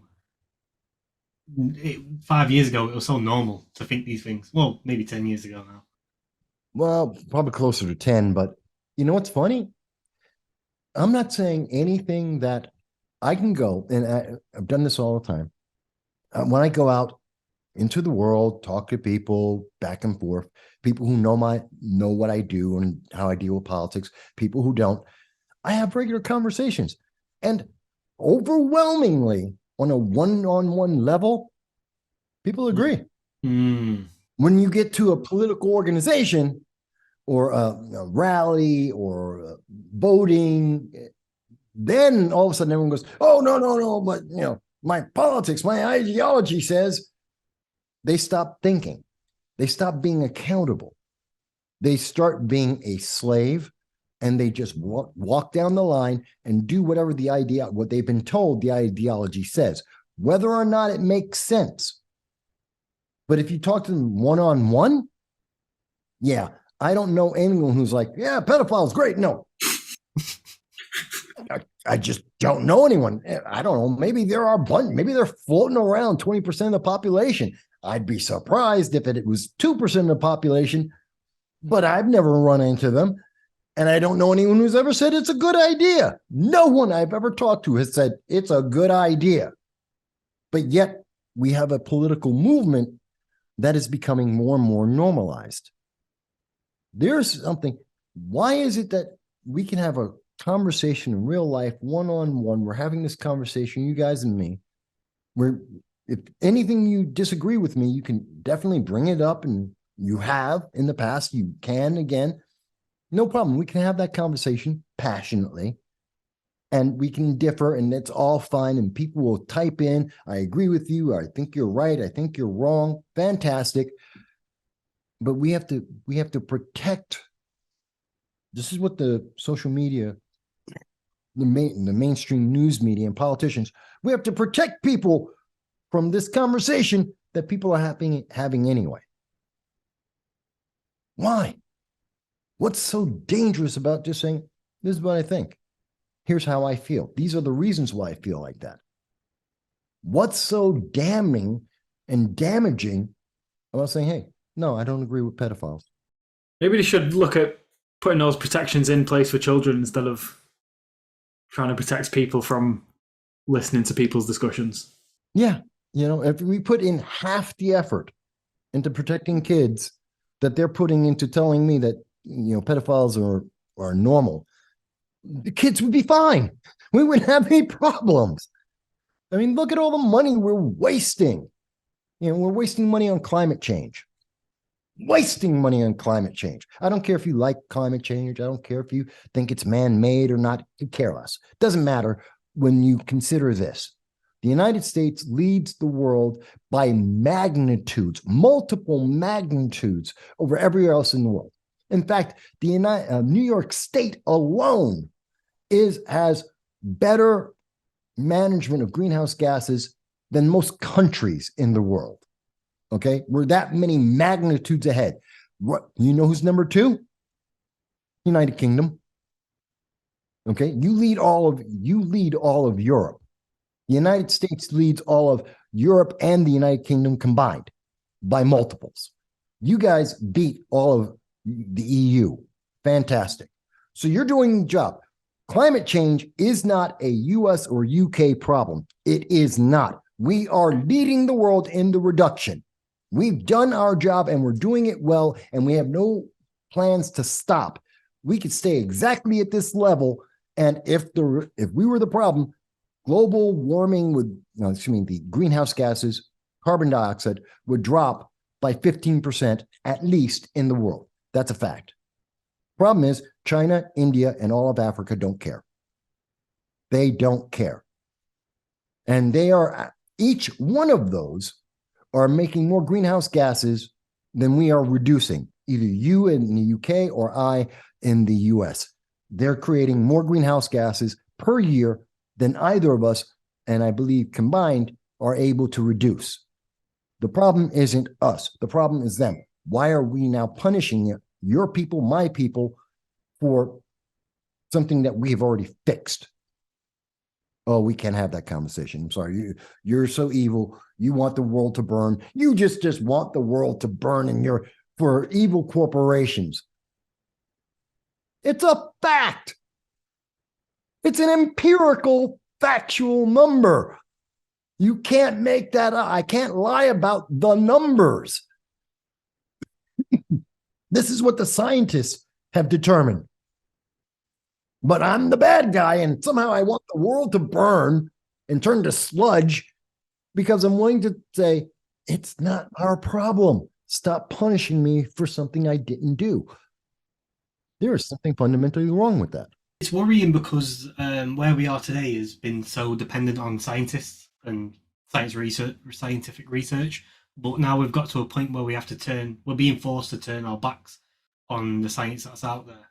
And it just leaves a big question mark in my head of, well, where does that actually take us? Because what can we rely on moving forward? Eat bugs, live in a 15-minute city, obey, do not question, do not think. That's where it leads us to. It leads us to oppression and an autocratic form of government in multiple nations, which will inevitably have conflict with each other, and therefore there will be war. What is the major reason for war historically?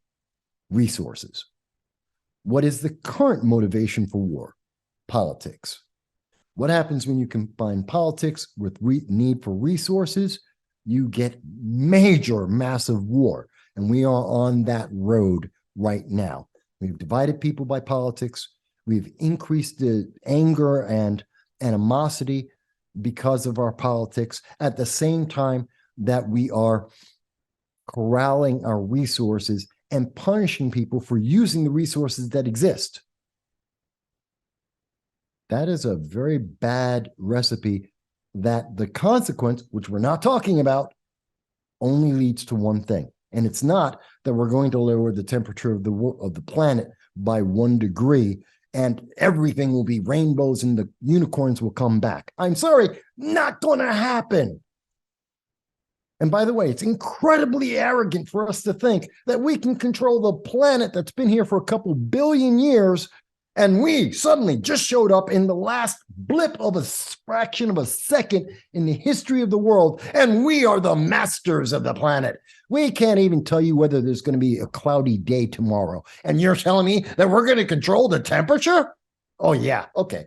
That's not arrogant at all. That's just not delusional. Okay.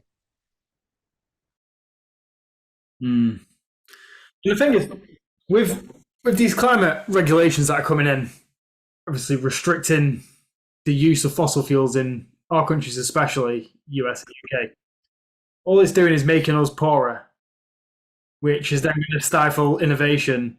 So then we won't be able to produce the technologies which will help combat climate change in 10 years' time if we were richer. One of the most intelligent things that I've ever heard about that you just said, Aaron. It is incredibly intelligent. Gee, I want to develop batteries that will be able to more efficiently store energy. I need transmissions lines that will be able to transmit that electricity more efficiently. I need better wind, solar, biogas. Get rid of ethanol. God, do you actually want fish in the ocean? We want to do all these things. Fantastic. This is a wonderful idea. By the way, to do all that, we need computers to actually run. We need lights so we can actually see the math that we're trying to do after daylight hours. Oh, we need to run models, scientific models and theories on this that, actually work, as opposed to the ones we've done so far that have all failed every time. We need to do research. Fantastic. That takes energy. Oh, let's have less energy so we can't do that stuff, which extends the amount of time that we have to get a better solar panel. We've worked on that for about 100 years now, about 70 to 100 years. We've been working on solar panels. And now, as we're finally getting to a point where we're good at it, the only thing that we're being good at, solar panels, and we're going to now extend the amount of time it's going to take to get that next generation, to get that better solar panel, that better battery, because less resources. That's suicide. That's slow-term suicide. Seriously, how stupid is that? Yeah. So, do you have the Just Stop Oil protesters in the States? We've got similar groups, and you know what? Anybody who wants to glue themselves, my answer to why don't they do this over at the Louvre? Why don't they do this at the Palace? Why don't they glued themselves? Fantastic. Turn out the lights. Bye, everyone. See you later. We'll be back in 3 days. Why? Because you'll be dead. Because you're going to die of dehydration. We're not giving you water. We're not giving you food. Why? Because you've made the commitment to kill yourself because you're a dumbass. It's your choice, not mine, not my responsibility to make sure that you're going to be unglued. I'll take your dead body off later. You want to make the sacrifice? Make the sacrifice. Commit. Go all the way. You want to you want to glue yourself to the ground? Fantastic. Speed bump. This is your choice, not my requirement. Why do we have to always submit to someone else's feelings? It's their feelings, so I have to protect them, so I have to adopt their feelings. Screw you. What about my feelings? What about my thoughts? What about me? I'm an independent individual. I have my own thoughts, my own feelings, my own points of view. Why do I have to submit to you? When are you going to say, you're not submitting to me? Who said you have a priority above me? Equity. Guess what? I'm Black and Hispanic. Screw you. I have a higher priority. Do what I say. No, we can't do that, Mike. We just can't do that. And those Stop Oil people, they have the best interest of the world at heart. Right. That's why they're going to increase the cost of electricity and energy production. So that's going to make the poor people even more poor. They're going to drive more people into poverty and starve. And they're going to extend the amount of time it takes to get better wind and solar and whatever renewable that they think might actually work. Yeah, because they're brilliant. They are bullies. They have a political agenda and they're in it for the money because they're too stupid to think about the consequences. And everyone is so busy patting them on their backs. You're such a great radical that they haven't considered the consequences of what these people are doing. And they're not serious. You know what? Watch what happens to these guys. Leave them on the road. Leave them in the museums for 3 days. Let them sit there with no one giving them water, no one giving them food. Let's see how long they're willing to stay there before they scrape off their own skin to get away from there. I think they are just desperate for attention, and this is the latest way that they can get it. And the ones who aren't, they're terrorists. Screw them. I don't like them. That's my point. That's how I think about Stop Oil. I'm familiar with it, and the German versions of it as well. Yeah. Well, I was just reading an article today, and do you know the Labour Party in the UK? Keir Starmer's the leader of the Labour Party. Yeah.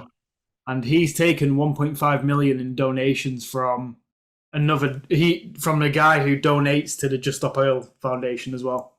So It concerns me because there's a lot of hate in the UK at the moment towards the Conservative Party, and I feel like it's going to lead to the Labour Party being elected in the next general election. Well, no, the reason why the Labour Party is going to get elected is because Rishi Sunak is an idiot, because he failed.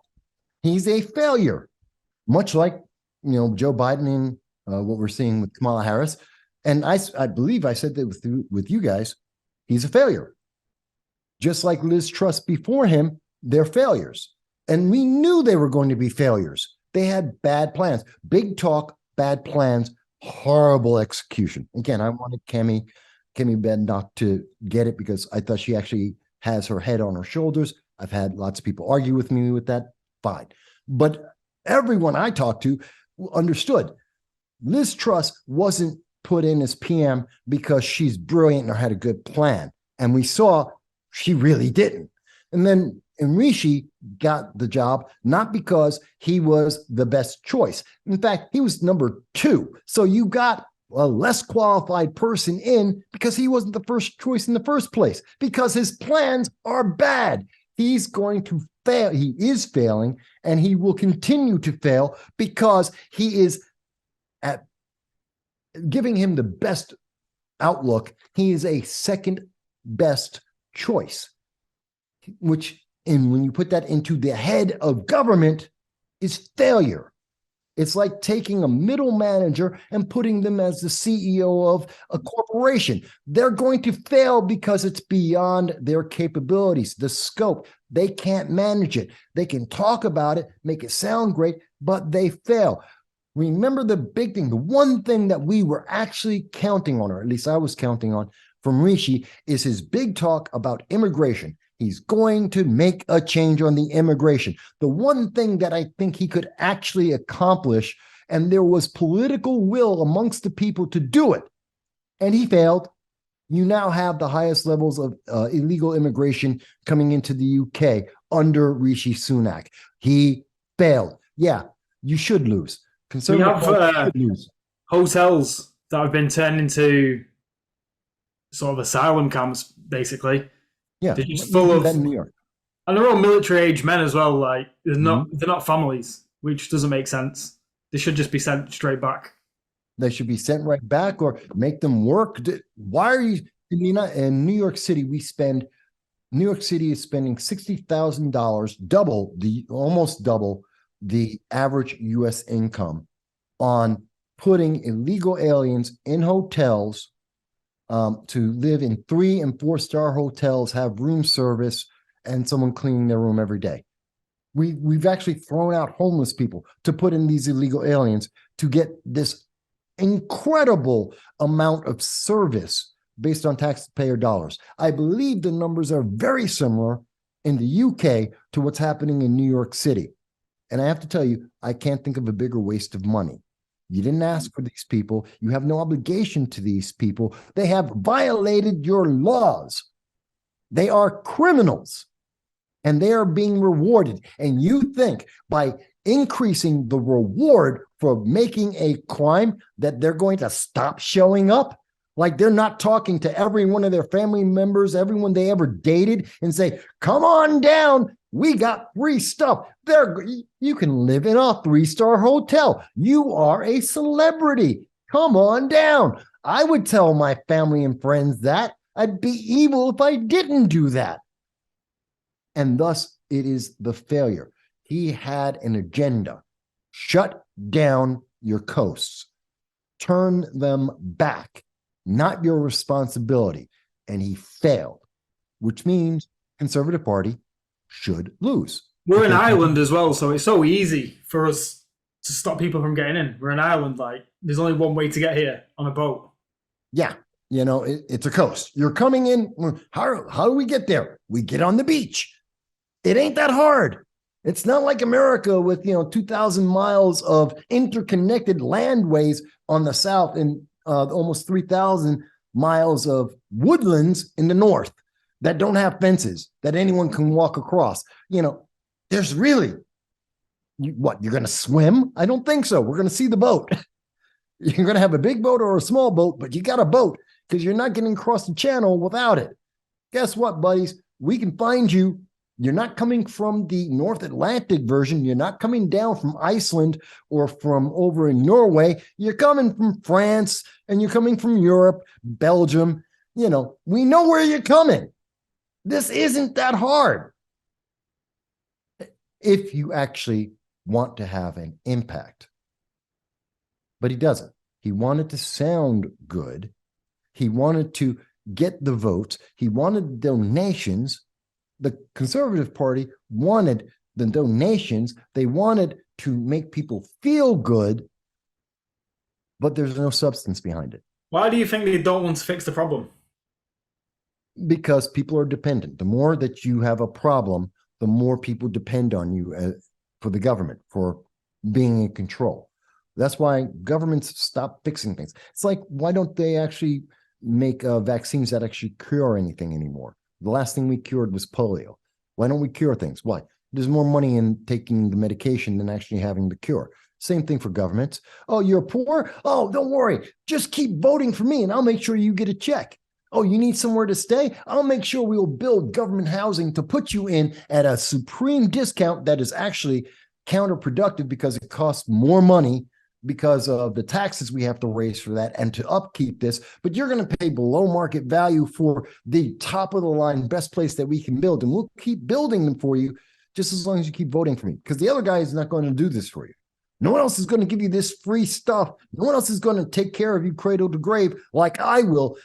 So you got to vote for me and donate to my party. Why the hell would I do anything else if I can maintain ultimate power by giving you the bare minimum of sustenance, to give you the barest amount of attention? If me glancing in your direction is enough to give me power and take away your rights and to turn you into a slave, literally, you're slaves if you're going into this ideology. If that's all it takes, why the hell would I stop? I can't blame them for just going style over substance. I can't blame them. I get it. It makes sense. But it's not effective. It's not efficient. And it has absolutely no understanding of the consequences long term, because this is a self-destructing system. It is Ouroboros. It will eat itself and take everything down. Yeah, it is backwards because we are dependent on them to fix what they need to fix. But once they've fixed it, then what do we need them for? We're going to move on to the next person who wants to fix the next set of issues. And if everything's getting fixed all the time, then we're going to generate different problems which might not actually relate to the government that are in power. So we might not need them anymore. Yeah, exactly. That's the problem for looking at it purely from the political elite's point of view. Ken, you nailed it. They might not need me next election. We've got to have the problem. We might not be in power next election because we fixed it. Oops. No. We've got to have the problem. And that's why race relations are such a big deal, not only in Europe, UK, but in the United States as well, all around. And we're seeing that bleed into Canada and some other nations. Not to say that France didn't have their problems already, but they're French, so no surprise there. But we're seeing these problems with race relations because you can't fix the color of your skin. I mean, you can call yourself transracial like Sean King or Rachel Dolezal, but I got a suntan. It's permanent. You guys got a suntan. It's permanent. We're not spending $3,000 a year to look like this. We just kind of wake up in the morning and here we go. So, you're not going to really change that. So we can easily always attach some kind of value and give a disparity so people will hate. And it's not because people hate us for the color of our skin. Lots of people hate me for the content of that I talk about, but they don't hate me for the color of my skin, usually. Unless they're being told to. Why? Because it's artificial, it's useless, it's meaningless. It's not important because it doesn't change the content of my character or the quality of what I discuss. It doesn't affect substance, but it's easy because you can't hide it and it's always there, which is why they love to go to, gender. They love to go to race. Why? Because you can't really hide that, although trans is trying. And like I said, France, they're screwed up anyway. But they are always going back to it. It's the ultimate go-tos because there's always division. Somebody needs to be protected from something, even if it isn't real. And therefore, you got to reelect me. It's really sad. It's really, really sad. And when the war happens, because UK is headed for a war too. I truly believe it. It's going to be a social war, much like the United States, probably right after the United States starts. I think you guys are going to be in it too, because you've been infected with the same problems that the United States has. Well, I think anything that happens in the United States usually comes to the UK probably like a month or two later. With BLM, for example, it all kicks off in America, then it started coming over here. We started having protests and riots on our streets as well. Not to the extent of America, but it still came over here. It's an infection. It's an infectious ideology that is destructive. It is literally a bacteria. It's a parasite. It's destroying the host. And it started in the United States, and we've pushed it out to not just the United Kingdom, but all of Europe. We're trying to infect Pakistan as a great example, and India. I mean, this is what the whole idea of foreign aid is about, is become California. But California's falling apart. Yes, but become California anywhere. Here's a bunch of money. Become California. No. Oh, we'll just give you more money until you decide to do it. And it was easier for the UK because we have such great relations. We have similarities in our mindset, our language, our history. And so you guys got infected before you even noticed it. And now you have the divisions. And when people are in the UK are talking about equity, you're talking about American equity. They're using the actual terminology and political ideology of the United States. In the UK, it doesn't apply. It doesn't transfer. History definitively tells you, not even close. But yet, that again requires, did you actually think about this? You're not supposed to think about this. You're supposed to just say, yes, of course. It has to be inherent racism, institutional racism has to be the only answer. Even though you didn't have a civil war, you didn't have slaves like we did. Your economy wasn't built on that. You didn't have that history. You didn't have a civil rights movement like we did. It's not the same. Okay, so there's something I wanted to, I've been thinking about recently. Obviously, we're seeing AI make some huge developments and start slowly changing the way people work and the way companies are structuring themselves. My thought is, what happens when in 5 to 10 years' time when AI eventually starts replacing more and more? I think it's going mainly towards white collar roles at the moment, where it needs to be computer based and it's doing a lot of those admin tasks. It's going to start replacing people's roles, and those people will then be left unemployed. Is in the long run, even after 10 years, say 20 years time, once robotics gets better and AI can start doing manual labor jobs, you could call a robot round to do your electrics in your house and replace electricians. What happens the day when AI and robots can do all the jobs that humans do today? Does that mean socialism is inevitable with technology advancing the way it is. No, but let's understand the hope, the goal is that, okay, as we automate these systems, either through software, which would be AI, or through hardware, robotics, or the combination of them both, and replacing a lot of the manual labor that we do and some of the busy work of middle management. As we do that more and more, well, then that's going to free up the time for people to educate themselves, to stimulate their minds, to go into the arts and to be able to express themselves. And society will transform itself, keyword transform itself into some higher form that we have never before achieved in the history of mankind. That is the promise. The promise is stupid and a lie. It is unachievable and incorrect on multiple levels. It's a beautiful idea. And, you know, it sounds fantastic for a science fiction or a rom-com. And I might even watch it as a science fiction, not a rom-com. I hate rom-coms. But that's their goal. And that's the selling point. It's kind of like socialism. Sounds fantastic. One of the best documents ever created was the old Soviet Union, the old USSR, their constitution. One of the most free documents you've ever read. Didn't have anything to do with reality, but paper sounded fantastic. Good selling point. Okay.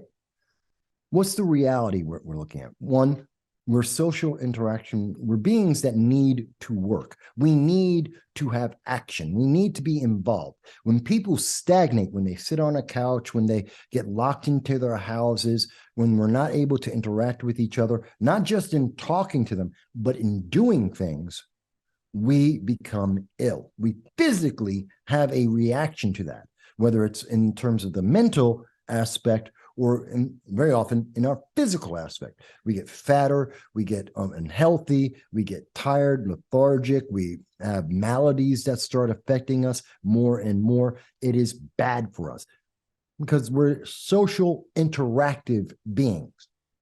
We need the action. We need the interaction as we do the action. So to have AI and robotics replace us in these things is counterproductive.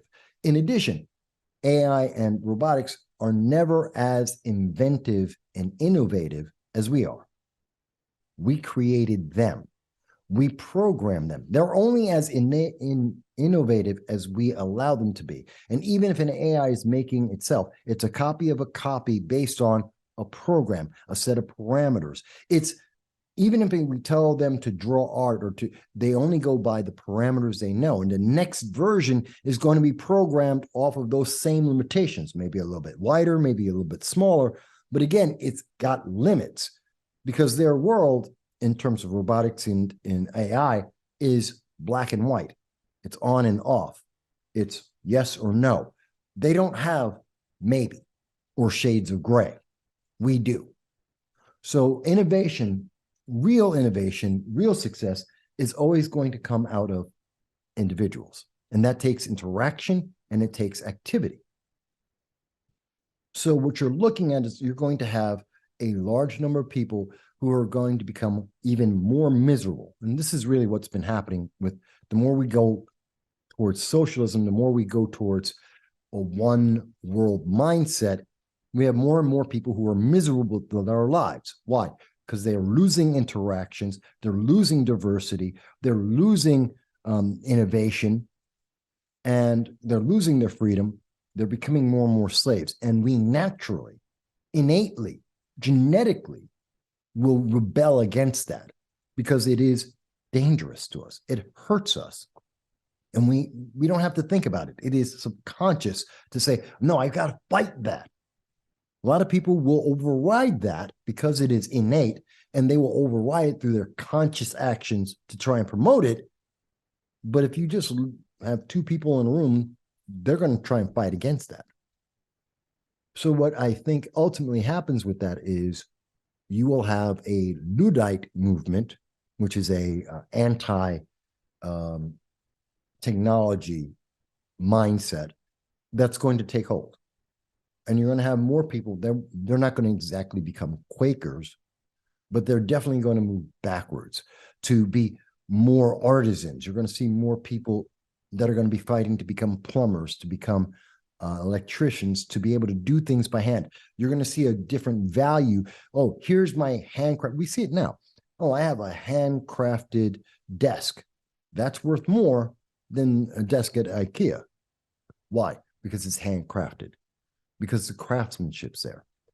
But the problem with that is that division added onto all the other divisions is a breaking point.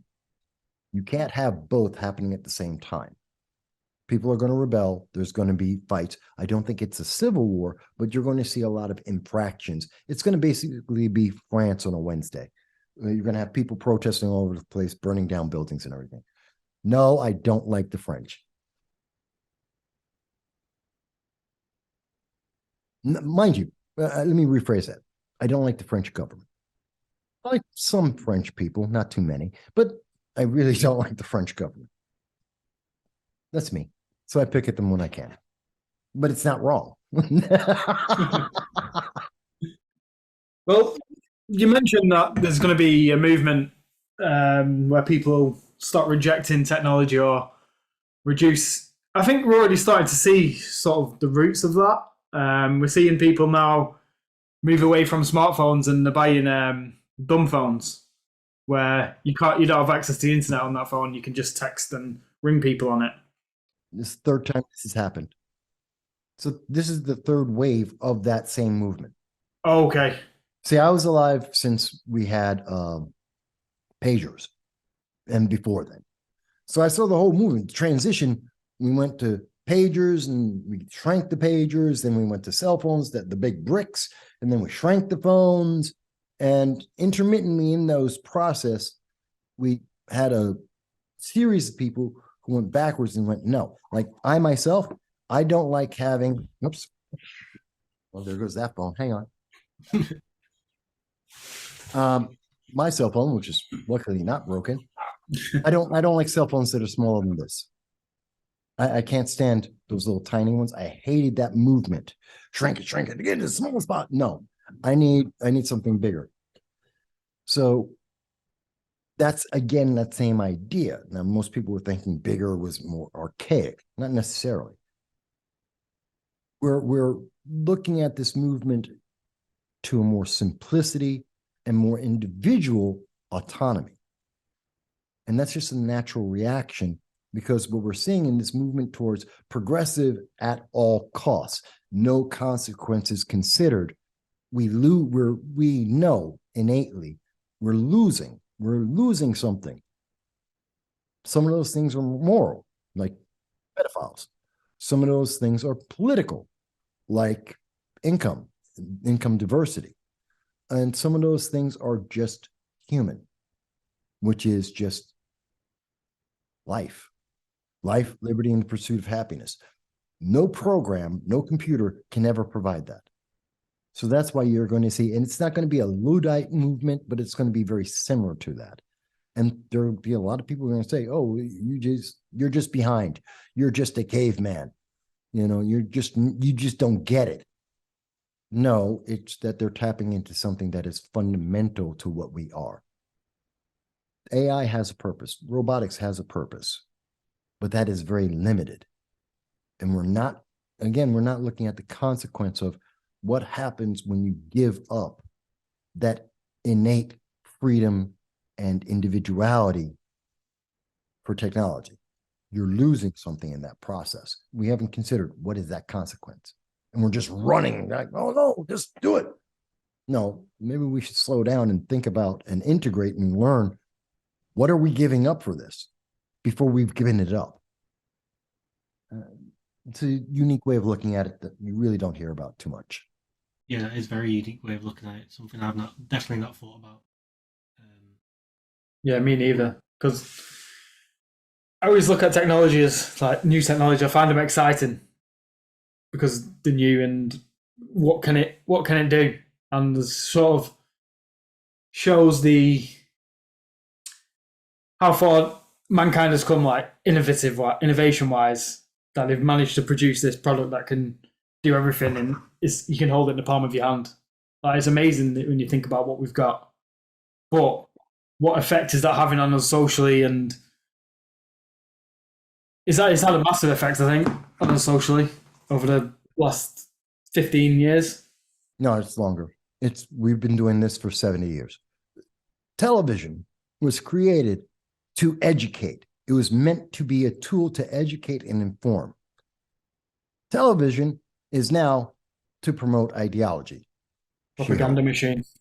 Yeah, look, that's what we're getting. Look at all the movies, TV, streaming. It's about to dumb you down. It's meant to keep you busy rather than thinking. Oh, don't think about the debt ceiling. Don't think about the international relations and foreign policy. Don't talk about that. Don't talk about your inflation. No. Go watch Peter Pan and Wendy and obey. That's the problem. We always hear it's going to be great. Look, you've got a cell phone. Cell phones, they're smart. You have instantaneous communications, which means when I send you a text, you don't understand the subtext of what I've just sent to you. So this thing I just sent you, where I'm like laughing, I'm just laughing. Oh, this is the funniest thing ever. You're going, why are you cursing me out? Because there is no subtext. There is no communication there. But it's instantaneous. So now you're instantaneously pissed off at me because you didn't get what I was saying. And because we've lost that human inflection, we've lost that human sarcasm, that communication subtly, where you're looking at my face and you can see it. When I talk about France, you're laughing. Why? Because it's kind of funny, because you're seeing me say it. But if you actually just looked at the words, I'm sure many people would be absolutely insane, upset, and go, oh my God, you're evil. You're missing that little thing that's human. But we were promised that we'll get it all. We'll get the advance and we'll be able to be instantaneous and it'll be perfect. No one thought about, but we lost subtext. We lost inflection. We lost humanizing. We lost the humanizing touch to it. And we haven't dealt with that aspect. And yet we're still racing on to the next thing. Let's go wireless, put in chips into people's brains. Let's get an AI to do it all for us. What are we losing? We need to slow down to absorb what we've already done. I mean, hell, we have the library. I say it all the time. We have the Library of Alexandria at our fingertips. And we use it to watch cat videos. I prefer puppy videos, but whatever. Think about that. That's how much of a chasm between what we were promised and what we're doing, because we haven't caught up. We haven't even gotten close to being able to properly access the capability yet. And the answer is keep going. And that's besides the fact that I don't trust AI, because we're not programming the 3 laws. I think Asimov was an absolute genius. I think the 3 laws, flawed as they can be at times, is absolutely essential, because we don't understand what we are creating. And we have no control over where it could go because we're not considering it. We need the 3 laws. We need to slow down. We need to understand what is the consequence of what we have already done before we do the next thing. I know it's a different way of looking at it, and no one wants to talk about it. Yeah, I just want to pull you back to where you were talking about how sending an instant message with no tone can lead to chaos. A prime example of that is just looking at what happens on Twitter, because Twitter is just basically, and it's even shortened as well, because you've got a character limit. So add in the fact that you're restricted in how much you can say and how much of an explanation you can make. You're not able to even provide that tone because of the character limit to really show someone what you mean by what you're saying.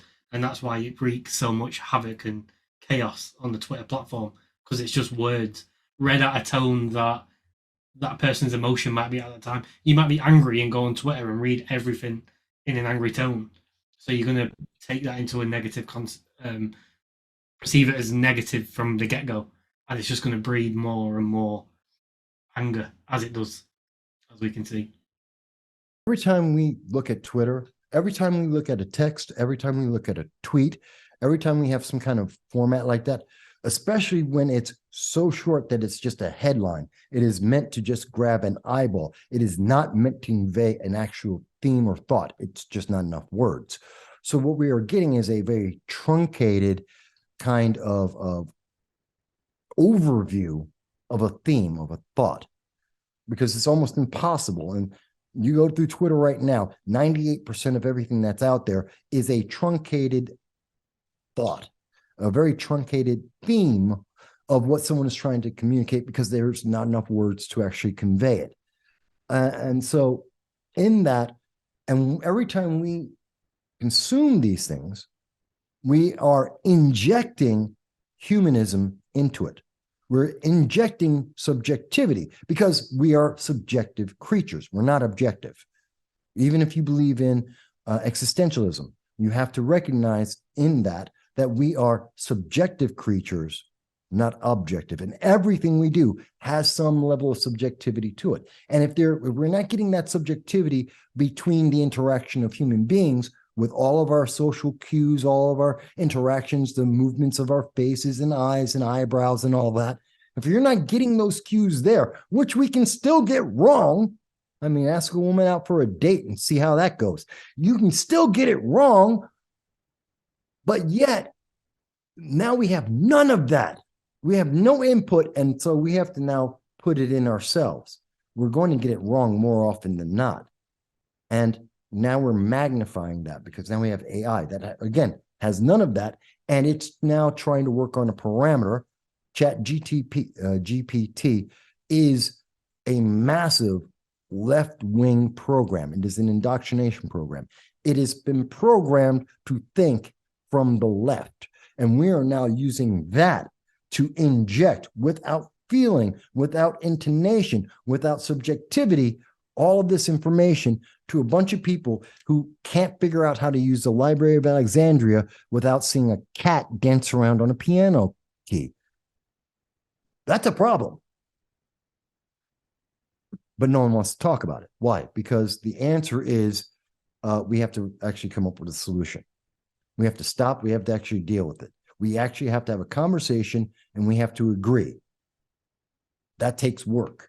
That takes effort. It means somebody's going to lose either money and or power. Ooh, we can't do that. No. You can't take away my money and my power. No. You can't independently think and change the system in front of me. Oh, God, no.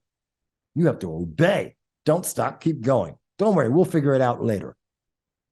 Yeah, okay. It's crazy. It's definitely a crazy time that we're in. Earlier, you mentioned you can't see a civil war happening. Why? Why? Do you not think everything's? No, did you mean in the UK or in the US? The US is definitely going to have a civil war. Absolutely. UK, probably not. How far away from civil war do you think the US is right now, today? 3 years. 3 years from civil war. First time I considered that, I did a video going over. People were just starting to whisper and talk about the potential of a civil war in between 2015 2017, somewhere in there. And that's when I did my first article and video about the potential of a second civil war. And at that time, I said we would be about 7 years out. I've extended the time a little bit. I think we're within about 3 years, because we have so divided each other that you cannot even, I mean, there are people who hate you for daring to say, I don't want your feelings. We're telling people now, oh, you have to blind affirmation. We have these feelings. You have to accept it. Otherwise, it's a microaggression. Microaggressions are violence. You've committed a crime. I reject all of that. I don't care about your feelings. Your feelings are yours. I have my own. I don't need yours. What do you think the outcome of the Civil War will be? Not America. Do you think America will be split up? Independent states will go, places will go independent. Texas. Independent nations will be created. Hmm. In the worst case scenario, you will see a division. I'm not sure how it would break out. A lot of people have different ideas about that. I don't know what would be accurate, but you would see a division based on ideologies that would be created. Most of those ideologies will fail because America only works because of the interconnectivity that we have, the independence and freedom that we have to transmit goods and ideas and people without limit. It doesn't work if you have limitations and I have to have a passport to go across this border. I have tariffs to take these goods. Now it doesn't work, especially when we have very different ideologies that oppose each other being on that border.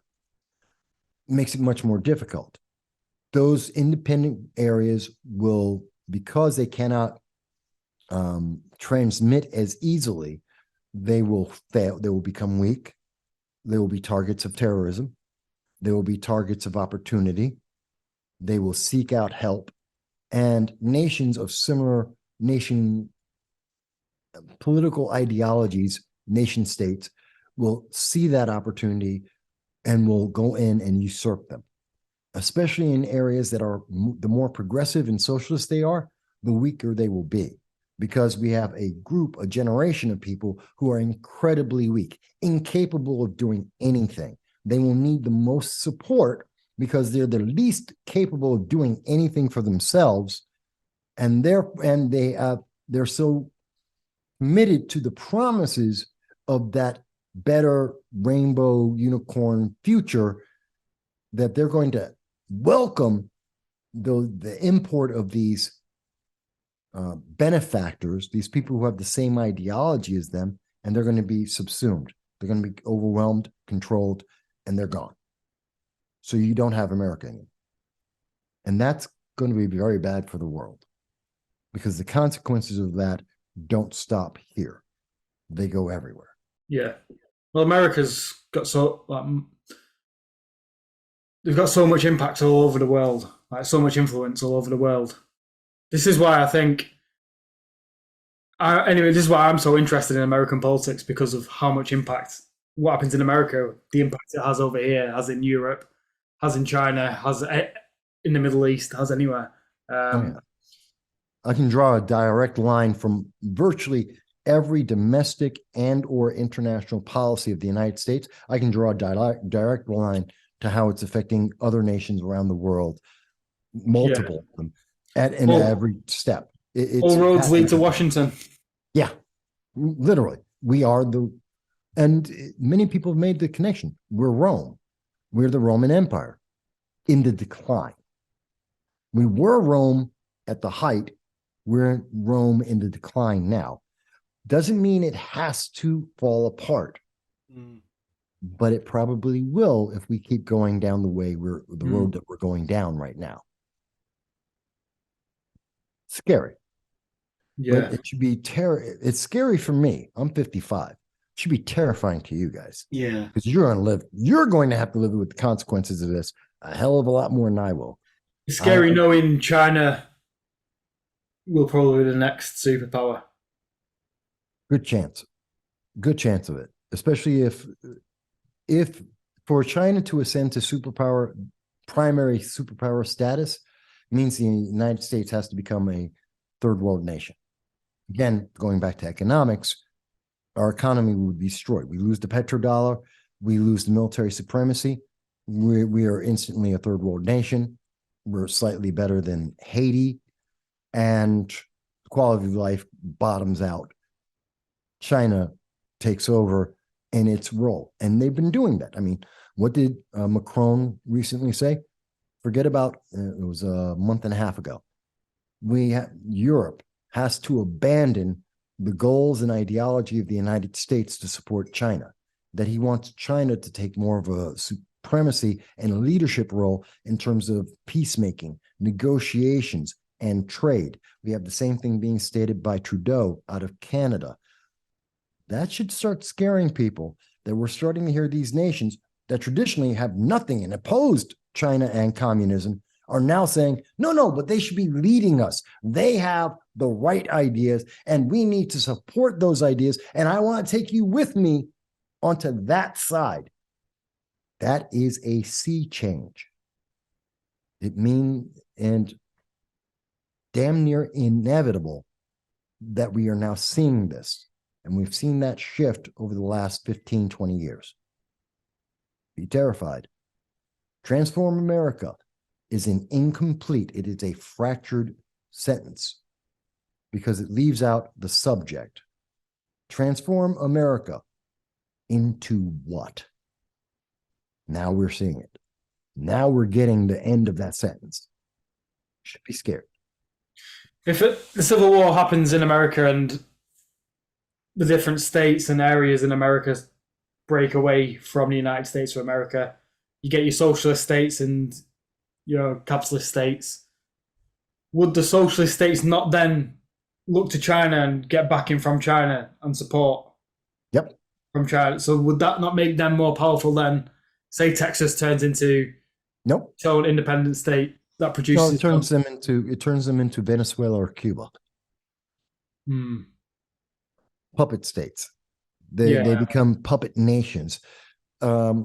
Because they have an infrastructure that doesn't have the capability of it being able to support itself. Yeah. You have to import the communists from China to be able to handle the infrastructure, to retrain the population. I really feel bad for all those kids because they think it's all going to be great and wonderful until they come in and go, okay, mandatory military, you don't get a choice. You're in there. Oh, you have religion? Forget about that. Sorry, you got to disappear along with the Uyghurs. You're going on vacation permanently with them. Oh, you wanted to have freedom to have whatever clothes. Yeah, you don't get that anymore. Sorry. After we get communism around the world, after we expand, yes, of course, we'll give you back those freedoms. But until then, those resources, those goals, those dreams, yeah, you lose them all. Don't worry about it. It's gone. I really feel bad for those kids. They're going to be Venezuela. They're going to be starving in the streets, killing zoo animals and eating out of garbage cans.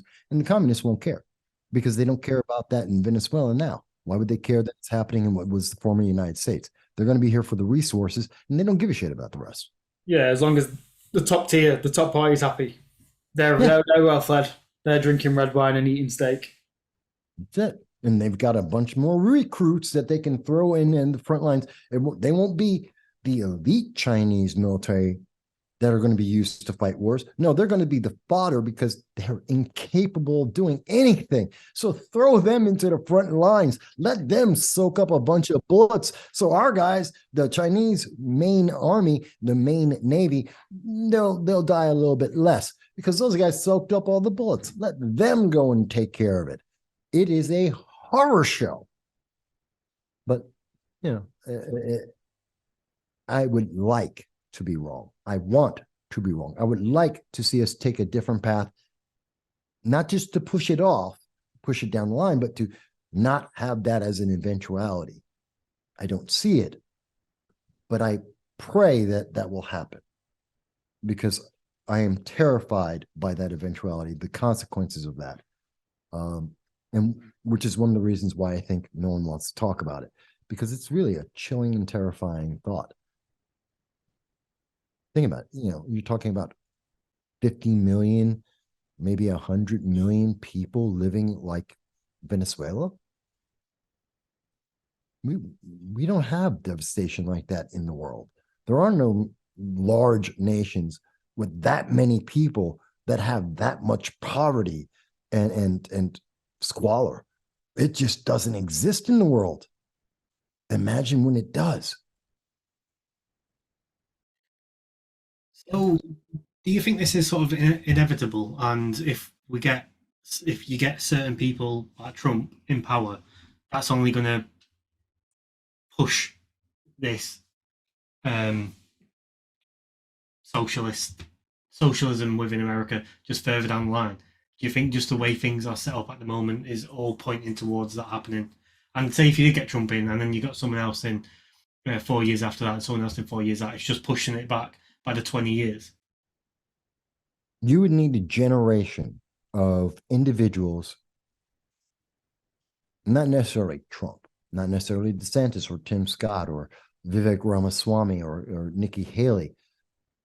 You would need each of those, you need one of those back to back for 20 years with control of the Congress. You need a shift. It's like flipping the magnetic poles. You need a overall shift away from the left. It's not enough to just stop moving left. We've been continuously for 30, almost 40 years since probably Clinton. We've been on this march towards the actually 60s. We've been marching further and further left. They're moving so fast and so far to the left that people who were leftists 5 years ago are now considered Republicans, that they're considered extremist Republicans. They're not Republicans. They are left. They are what you used to call liberals, and they're considered Republicans now, and hardcore Republicans at that. People like Tulsi Gabbard's considered Republican now, right? Yeah, and she's considered somewhat of a hardcore Republican at that. Martin Luther King is considered a well, they like to call him a Democrat, but look at his policies. He's pretty much a Republican by today's standards. JFK would be a Republican by today's standards. They have moved that far left, and they're still going. Now, so it's not enough to just stay still. We've already overbalanced, and we've gone too far with too much division and anger built into that. We've broken our politic, our public,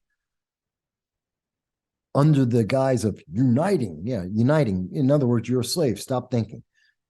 We need to go the other way, which is contentious, which will have problems, but we need a generation to replace the generation we have now, the 2, maybe 3 generations we have now who have been programmed to obey. And we got to go the exact opposite way. We need at least a generation that is very independent thinking, that is counter to all of this and rejects it, to rebuild our base, to bring us maybe a new path. Maybe there's another direction after that.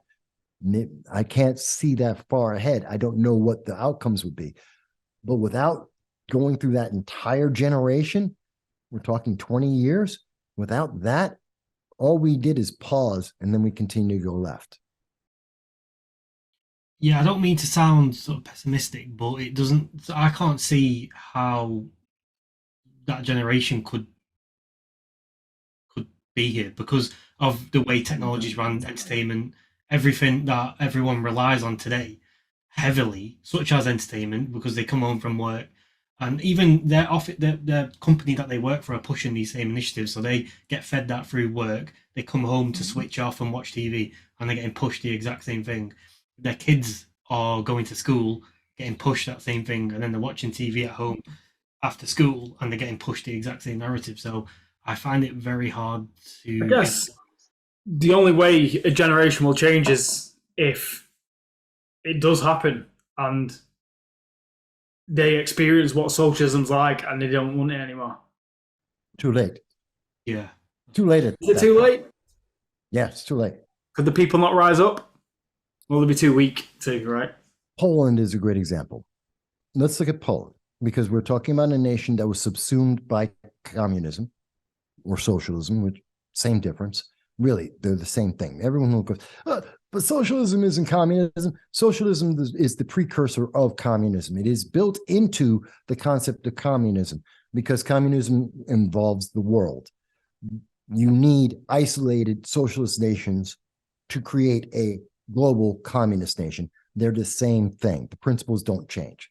So people who like to say that are trying to nitpick to try and to justify their viewpoints. They're the same thing. So just to clarify, socialism is an independent nation and communism is communism for the world. Yes, that's the only difference. Ideally, that's the only difference. So essentially globalized socialism. Yes. Yeah. That is essentially it. So Poland was subsumed by the Soviet Union, and they were oppressed to become a socialist state, a communist state. And they had several generations with that. Then in the 80s, Wallach Walesa and a few others, Walensky, fought against that to become free. They were only able to do that because they were supported by NATO. They were only able to do that because they had massive support from the United States. Partially because of the politics, it was in our advantage, but also partially because it was a way to break that cycle of nations being absorbed into the Soviet Union, either because of the promise or because of force. So we needed that. We need to break that, and we need to break that line that was marching more and more towards Europe. But Poland couldn't do it by itself. Poland was only able to do that because of NATO, and realistically, 80% of NATO is the United States, and direct intervention by and support by the United States. We went directly in, and we were financially supporting Poland as they reestablished themselves, rebuilt their nation and their infrastructure, and went through that generation of change. They absolutely went through a generation of absolutely changing everything and gave themselves chaos. Were it not for the support from the United States, UK, NATO, and both financial and socially, they would have failed. And they would have fallen back into the Soviet Union. That's why today they are so adamant in saying, we're never going back. They have recognized what they lost and how difficult it was to get pieces of that back. They know. They now have generations who have lived and can see the difference both in their lifetime and in reflection to their grandparents, their parents, and themselves. But they're losing some of the kids because free stuff is very seductive. An easy life is very seductive. So there is that still, it's an ongoing constant pressure to go left, left, left, because the promises are so wonderful. They are so seductive. They are addictive. So there's always the push to go left, especially as now the United States is going left. Now the UK is going left. Europe has always been left and going even further left. So they always have that seduction, that addiction pushing them, which is why they're having some problems, but they are resisting it. Now you're looking at the United States or the UK. Who's going to back us up? Who's going to be the one pushing for the freedom? Who's the one? We're the beacons. The UK and the United States, we're the beacons. Canada, no, it doesn't count. Literally, they don't count. Not that they're bad people, bad Trudeau is, but they just don't count. They don't have the impact on the world. It is. Same thing with Australia. Really good people, like Australians. A little crazy, kind of fun, don't have the impact. New Zealand, the Kiwis, they're out of their minds. I don't know what's wrong with those people, but yeah, whatever. Thank God they don't have any power, and they don't matter. But it's when we're looking at these major institutions of freedom in the world, that's what we see. And Australia is not going to come in and prop up the United States. The UK is going to be having the same problem because we've already infected a lot of this progressive ideology into the UK. You're already having the problem. If we're going overboard, we're probably pulling you down the cliff with us. Not to the same magnitude, maybe, but you're not going to be able to pull us back up. You're falling too. Canada's not going to do it. And again, Kiwis are, they're lost. Who else do we point to? France? They already gave up. Germany? They have other problems to deal with. They're busy. They could probably do it, but they're busy. And by the way, they're not that democratic. They're not that much of a republic. They're not that free. So I'm not really counting on Germany standing up for us all. And I don't think they get that. I know for a fact they don't have the resources. They don't have the capability. So that's the danger. There is no fallback position. There is no support. We have to go through that generation all by ourselves. The only ones able to do it. That's bloody, that's violent, that's dangerous. It is conflicting, and it is not going to happen isolated in a vacuum. You are going to see influence from China, from Iran. You're going to see influence from Russia, from Venezuela, from Cuba. You're going to see influence from Paris and France and from Canada that are all going to be pushing their buttons in here saying, no, keep going. This is great. We'll encourage you. Hell, we've already had Chinese have already put in 4 illegal police stations in the United States. Gee, where were they? California, New York. Wow, what a shocking idea. Yeah, illegally operating in the United States. Why would they do that? And why would they do that in those states? Because they are creating cells of opportunity, waiting for everything to break. And then they get to step in. Oh, your infrastructure fell apart. The police aren't working. Don't worry, we've got a police station. We're here already. Isn't that coincidental? Lucky you. We will protect you. Confucius Institute. Well, it's just so lucky that we've been going to all these schools and indoctrinating people in communism, and they've just been waiting for an opportunity to step forward and be leadership to take care of you as your leadership falls apart. Just happened to have, just a coincidence. It's not like it was a big spy factory that was working in your colleges and other institutions. They just happened to be, thinking the right way. Good luck. Yeah, this is a problem. Do you see the magnitude of what I'm talking about now? And I don't know anyone on the left, and I don't know any ideology on the left that countervenes what I'm talking about as a conclusion. It either gets there faster or slower, but they all go to the same point.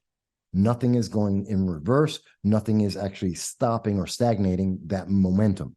It's just faster or slower, but it's still going that direction. Yeah, because I was talking to Cam, I think it was on the last pod actually. I was saying whichever party you vote for, well, it feels like this in the UK. Whichever party you vote for, it feels like they're both pushing in the same direction. One might be pushing there a little bit faster, but the other one is just pushing there slowly and more gradual. But it seems to be going left. It feels like everything is going either faster or slower to the left, and to an extent it is.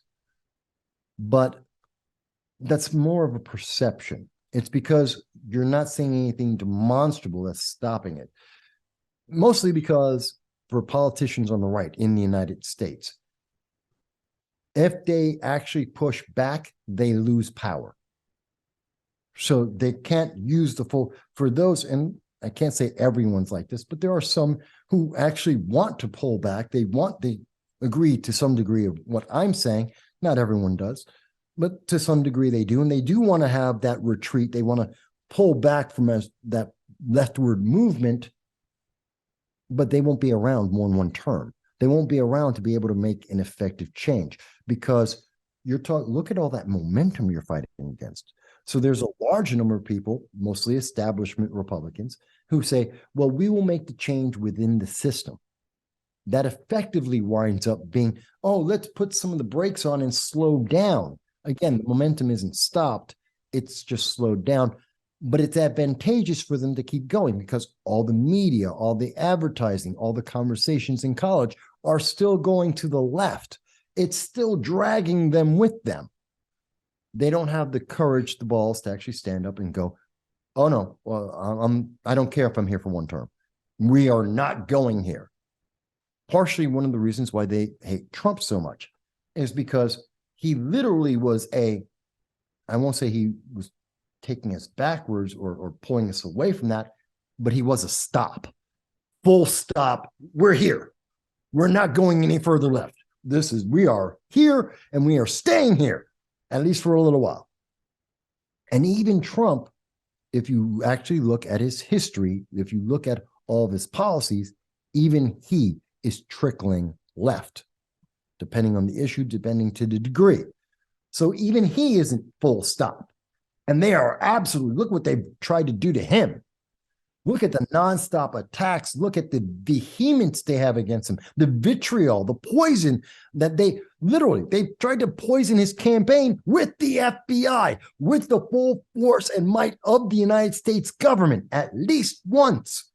That's what the Durham report told us. It tells you how much momentum we have, how difficult it is, and how unlikely it is that we're going to have a change that actually corrects this. So the answer time, based on those facts, I have the conclusion that it's just a matter of time. It's not, will this happen? It's when does this happen? But I'd love to be wrong, but I don't see it. Yeah, I think a lot of people would love for you to be wrong too. But yeah, it doesn't, it's hard to see you being wrong. Based on the evidence that we have. I mean, something new happened, I'd like to see it. But, and again, there is an answer. There are two answers. One is, and they coincide. Number one, and we were talking about this before we started taping, accountability. The number one thing that needs to happen is accountability. I am accountable for myself. Because I am accountable for myself, I am accountable for my children, if I have them, or the children that are around me in my neighborhood. I am accountable for education, both my own and for others. I am accountable for the politics, the elections that happen, because I must be active. I have to know the issues. I have to understand the consequences. I have to elect the people who will have the most efficient, effective answers to the problems that actually are there, that actually are affecting us, not the politics, not the distraction. And if I am accountable on all of those levels, everything must change. It cannot just be dragged to the left by momentum. Cannot, because I have become accountable. I have become a stop, a break on that momentum. And if everyone is doing that, everything changes. That's how we affect that. Politics is down the line. It starts first with accountability for myself. And we have people who are doing that. Not enough. Because it's difficult. And look at the abuse that we get. You guys got a channel that's, I love the growth that you guys have had since the first time I was on with you, but you're being suppressed. Your channel should have more attention. You have great subjects. You've had good people talking about interesting things. I agreed with many of them, not 100% with anyone, but then again, no one should agree 100% on anything. But that should be garnering more attention. You have a wonderful format, good questions, and deep thought about it.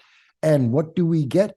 You're suppressed. My channel is massively suppressed. I have, every time I go and do a live stream, I have 500 to 800% more people watching me on Rumble, where there is a smaller audience. I have it is literally at least 500 to 600 times larger than my subscriber base on Rumble. Watch me live on Rumble. And this is in comparison to YouTube, where I've been on for 15 years. On YouTube, I've got my notifications for your channel turned on, so it tells me when you're live. It's never told me when you're live. And I get that all the time. They do not want people, and it's not like you've seen my live streams. People have seen me when I go out, even when I go out and speak at colleges or various events. I always say, and if you disagree, tell me why. Let's have that conversation. I have never denied anyone an opportunity to discuss the issues. You tell me I'm ugly, you say I'm old, you say, I'm evil. I could care less. I've heard that all my life. I keep hearing it all the time. It doesn't faze me. But you want to talk about the issues, I'll have a conversation with you. I'm respectful. Yes, I'm passionate, but I will be respectful. I will hear it out and we can have the discussion. And sometimes I'm wrong. It happens. And that's good. And and sometimes I compromise. It depends on the issue, and that's fine. But they don't want people to even understand or consider that to be there. Not for your channel, not for my channel. Even though they're losing, we are still reaching more and more people. They are hearing these voices. We are inspiring other people to also speak, because we are not alone. And in fact, based on everything I can see, we are the majority, both in the state, at a state level, at a national level, at an international level. We are the majority. This is the consensus of mankind, more so than not.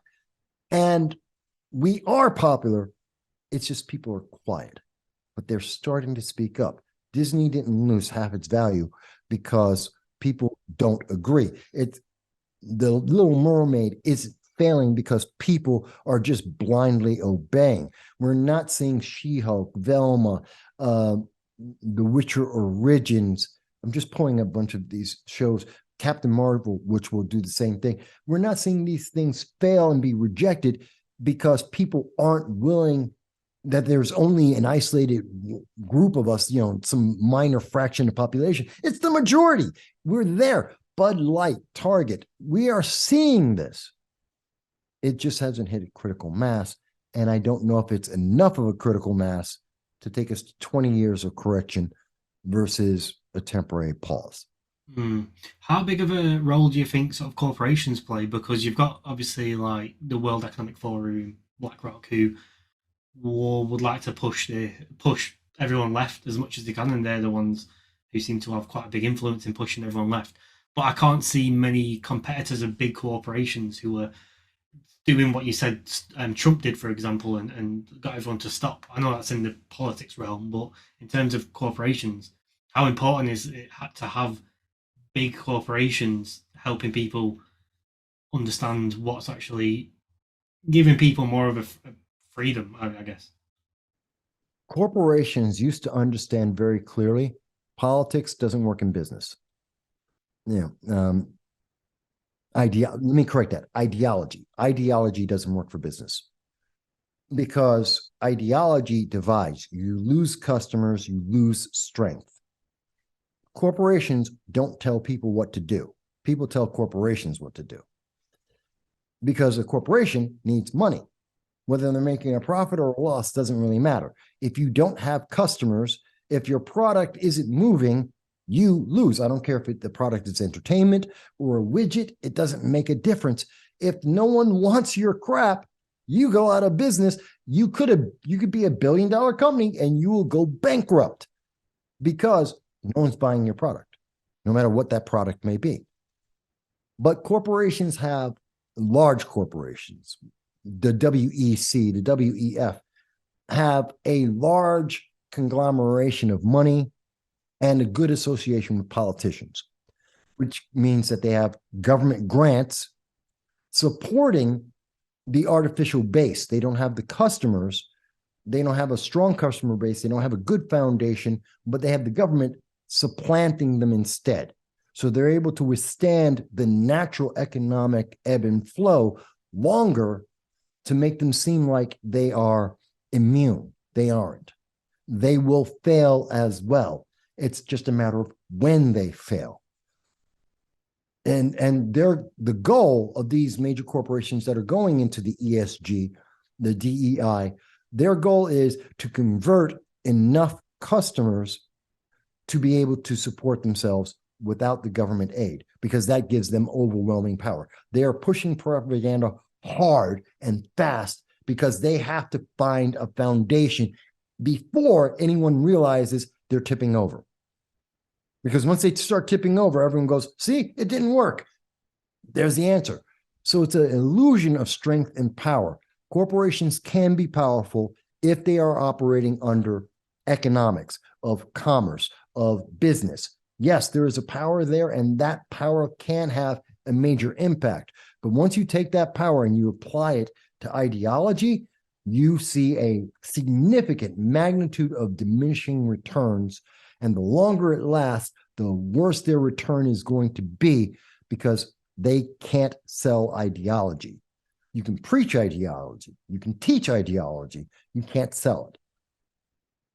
And they know this, which is why you're seeing BlackRock saying, you've got to do it right now. Otherwise, we're pulling all of our billions right now. Why? Because if you actually stop, don't do it, pull back your business a little bit, rebuild your foundation, the customers will come back to you because you're selling them what they want. Disney doesn't need ESG. Disney doesn't need BlackRock. There will always be another investor. In fact, the public are their investors, their primary investor, their primary support. BlackRock can say, we'll support you all day long, but guess what? If no one's seeing Disney products, they're not going to the parks, they're not going to the hotels, they go bankrupt. ESG doesn't save them. DEI will not keep them alive. They're gone. They know this. Same thing for Bud, Anheuser-Busch. That's the same thing for Target. You can go down the list of any of the products, Mars, M&M. They're all under the same environment, and it's always true. So the only thing they can do is give the image of power, which is where Hollywood comes in. This is where politicians come in, giving them the impression of strength and invulnerability. And they have to do that, and they have to push that as fast and hard as they can before people figure out, oh yeah, this is a complete farce. It is a lie. It is a fallacy. They're pulling wool over my eyes. They are lying to my face, and they are failing miserably. So that's why I fall with commerce versus politics there. And that's insightful, for sure. So why are corporations pushing leftist ideologies when corporations are built on the foundations of capitalism and right-wing ideologies? Because they are currently getting the money from the ESG. BlackRock has a huge amount of money and political leverage to apply to various businesses. This is why, and they've given them a bunch of money under a stipulation, basically a contract, which they're calling the stakeholder vision, which says that the employees, the political agents, the political agencies, the political ideology has equal, if not greater control than the customer. Now, whether the business agrees with that or not, initially, they wanted the money. So they sold their soul for the money. Now, many of the businesses said, well, I'll put out a movie, I'll put out a new widget, and I'll make the money back, I'll pay them off, and I won't have to follow them because this isn't going to have an impact. Or they're not going to come after my company to enforce that, so I don't have to worry about it. Well, no, you sold your soul to the devil. Yes, you do have to pay it off. Yes, you do have to obey. Yes, you are committed to the contract that you just signed with blood. And so they are now trapped. Because now that they've weakened themselves, now that we are going through the obvious inevitable outcome, Disney was untouchable. It took 5 years, less than, for them, literally in the last 3 years, they have fallen to pieces. They have lost much of their empire. The strength and invulnerability of Disney has disappeared before our eyes. And they have collapsed in a way we would have never envisioned literally 3 years ago. And so, but they are now in the trap that they need the ESG because they cannot continue. They lost the customer base. And they're unwilling to shrink and actually incapable of being able to shrink their infrastructure to a size that they can manage to rebuild the customer base. So they have to, again, that chain is pulling them deeper and deeper under the water because this caused them to have the failure, and the failure is something they need to try what they imagine will keep them afloat, or at least at the same level, rather than deeper and deeper. The reality is longer term, it goes deeper and deeper. So people like Iger, many of the CEOs, they have to look at this thing and go, what is our exit strategy? And the only exit strategy is sell at massive losses to just drop our company. We have to shed almost all of our assets to pull us down into a level where we can be able to maintain ourselves without the outside influence, which takes away their power, takes away their leverage, opens them up to competition. And by selling their assets, they are actually creating, there's always going to be someone to build the assets, the shell of a former company. And now they're inviting their competition. They may never get back to that same level again. This is their risk. They're terrified of that. They don't know that they can survive that. So they're holding on to the ESG. That's the BlackRock have gotten by the balls. Very much so. The moment that they took the money, they sold their soul. They signed it in blood, and they didn't realize, oh, but I'm not invulnerable. And this ESG money won't be replaced, won't be supplementing my customer base. It's going to replace them. And that means you fail. Yeah, until BlackRock realizes that they don't actually have any influence anymore, then just drops them. BlackRock, their support is coming from, and funny thing is, BlackRock is a bunch of investors. They're invested in these companies and other companies. So that's how they got their initial influence. But the big secret about BlackRock is political influence. They have the political support and the political grants that are giving them, again, same thing. They're artificially propped up.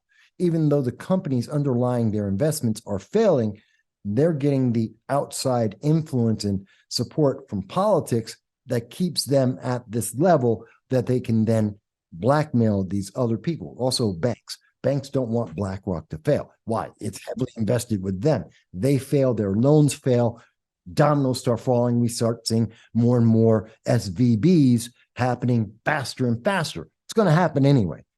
We're not done with the financial breakdown because these loans have failed. We just haven't gotten to the point where we hit a critical mass yet. And they're trying to hide it as fast as they can because it's bad politically.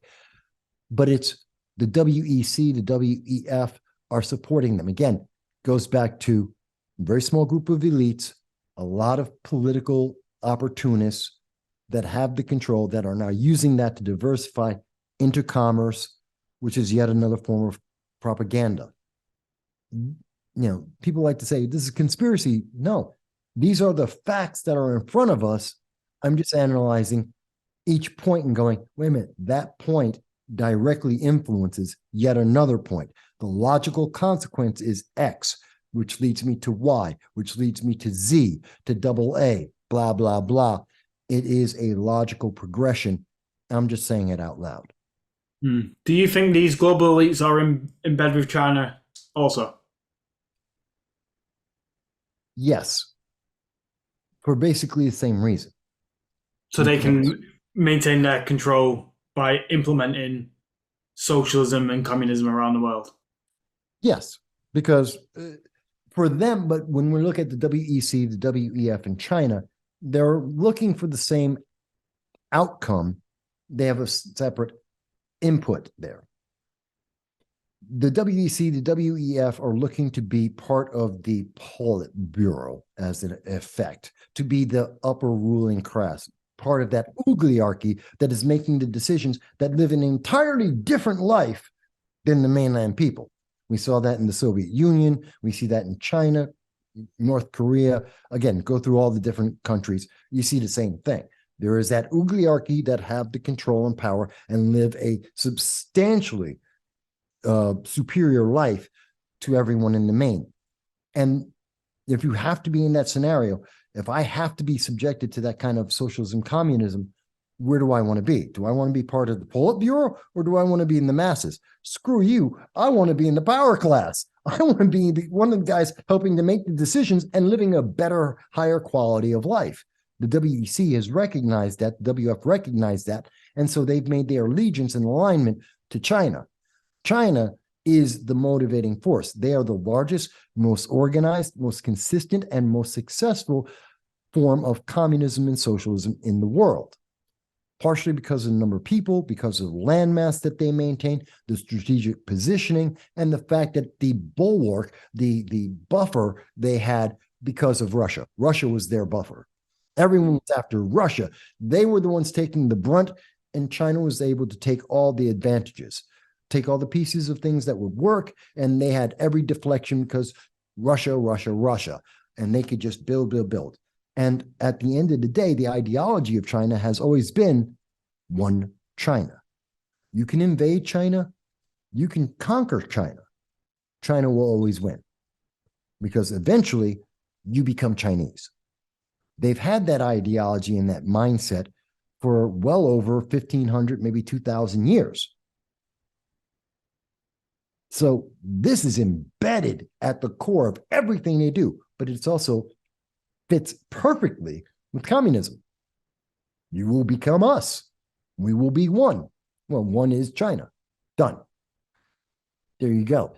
So this is why we see the WEC, the WEF, and China so deeply aligned, and how that connects to, therefore, that movement, which is about self-sufficiency, it's about self-preservation, allows China, which is about supremacy, to take hold, and how that connects to the rest of commerce and eventually to the rest of us. Does that make sense? Not that people have to agree, but does that make sense? Yeah. Well, we had a guy on the pod last week, and he was talking about the global elites, and he said the European global elites have never lost control of the world. So even when America turned into superpower, he said Yale was opened by, was it the British? So what I'm thinking, like, when you're talking here, is WEF are getting in bed with China because they know China's going to be the next superpower or primary superpower of the world. These WEF, because WEF is a European, like, stock in Europe, essentially the European organization, that these elites in Europe are looking for the next big country to sort of latch onto, so they always maintain that level of power. The families in Europe will maintain that power. No, but that's not accurate. Rich people who have extended wealth in their family lines tend to do well because it's self-supporting. You've made the investments, you have the connections, they've been done for generations, for centuries. The Rothschilds aren't rich just because they're filthy rich. They're rich because they're invested in everything, because they have built the roots of many businesses and industries that exist continuing today. They've diversified centuries ago. So there is no real economic environment where at least some aspect of their wealth isn't continuing to be leveraged to their advantage. And there is, because they are so diversified with their wealth, because they are so entangled in different aspects, they get to see every government and every business, and they're involved in every policy to some degree.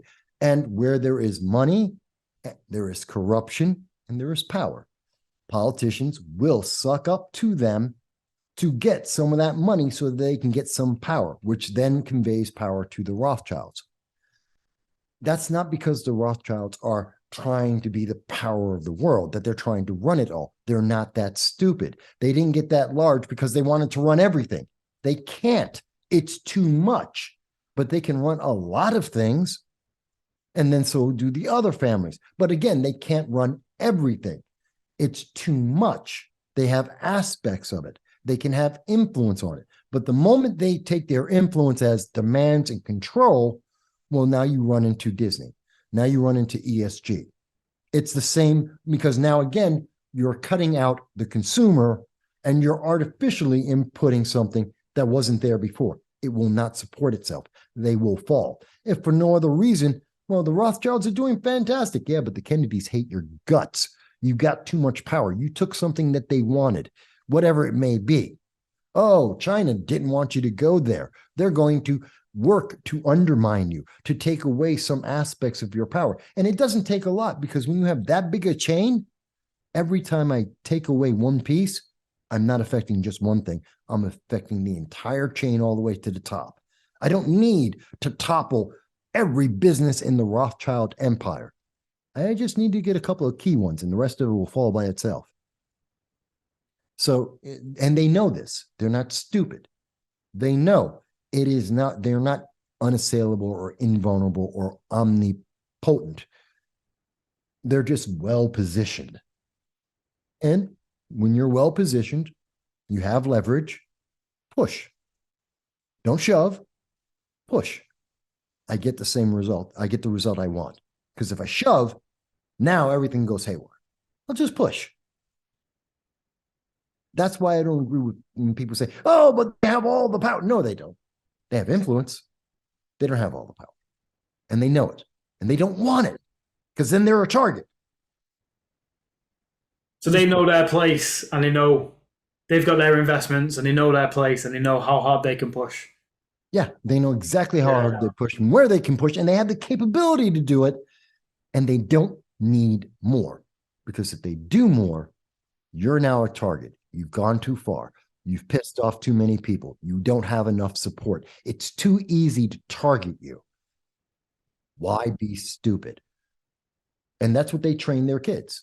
Or at least that's what we've seen of those in the family, the extended families, as they have spoken. And as we do an analysis of how they have grown over the centuries, they're very smart about don't do too much. They never, or they rarely overreach. They reach very little at a time, very few steps with a very small reach, but it's very definitive, it's very well planned, and it's meant to be part of a larger structure, a larger organization, a larger goal. And that's how that plays into politics. Yeah, they're connected to WEC, but again, what's the goal of the WEC?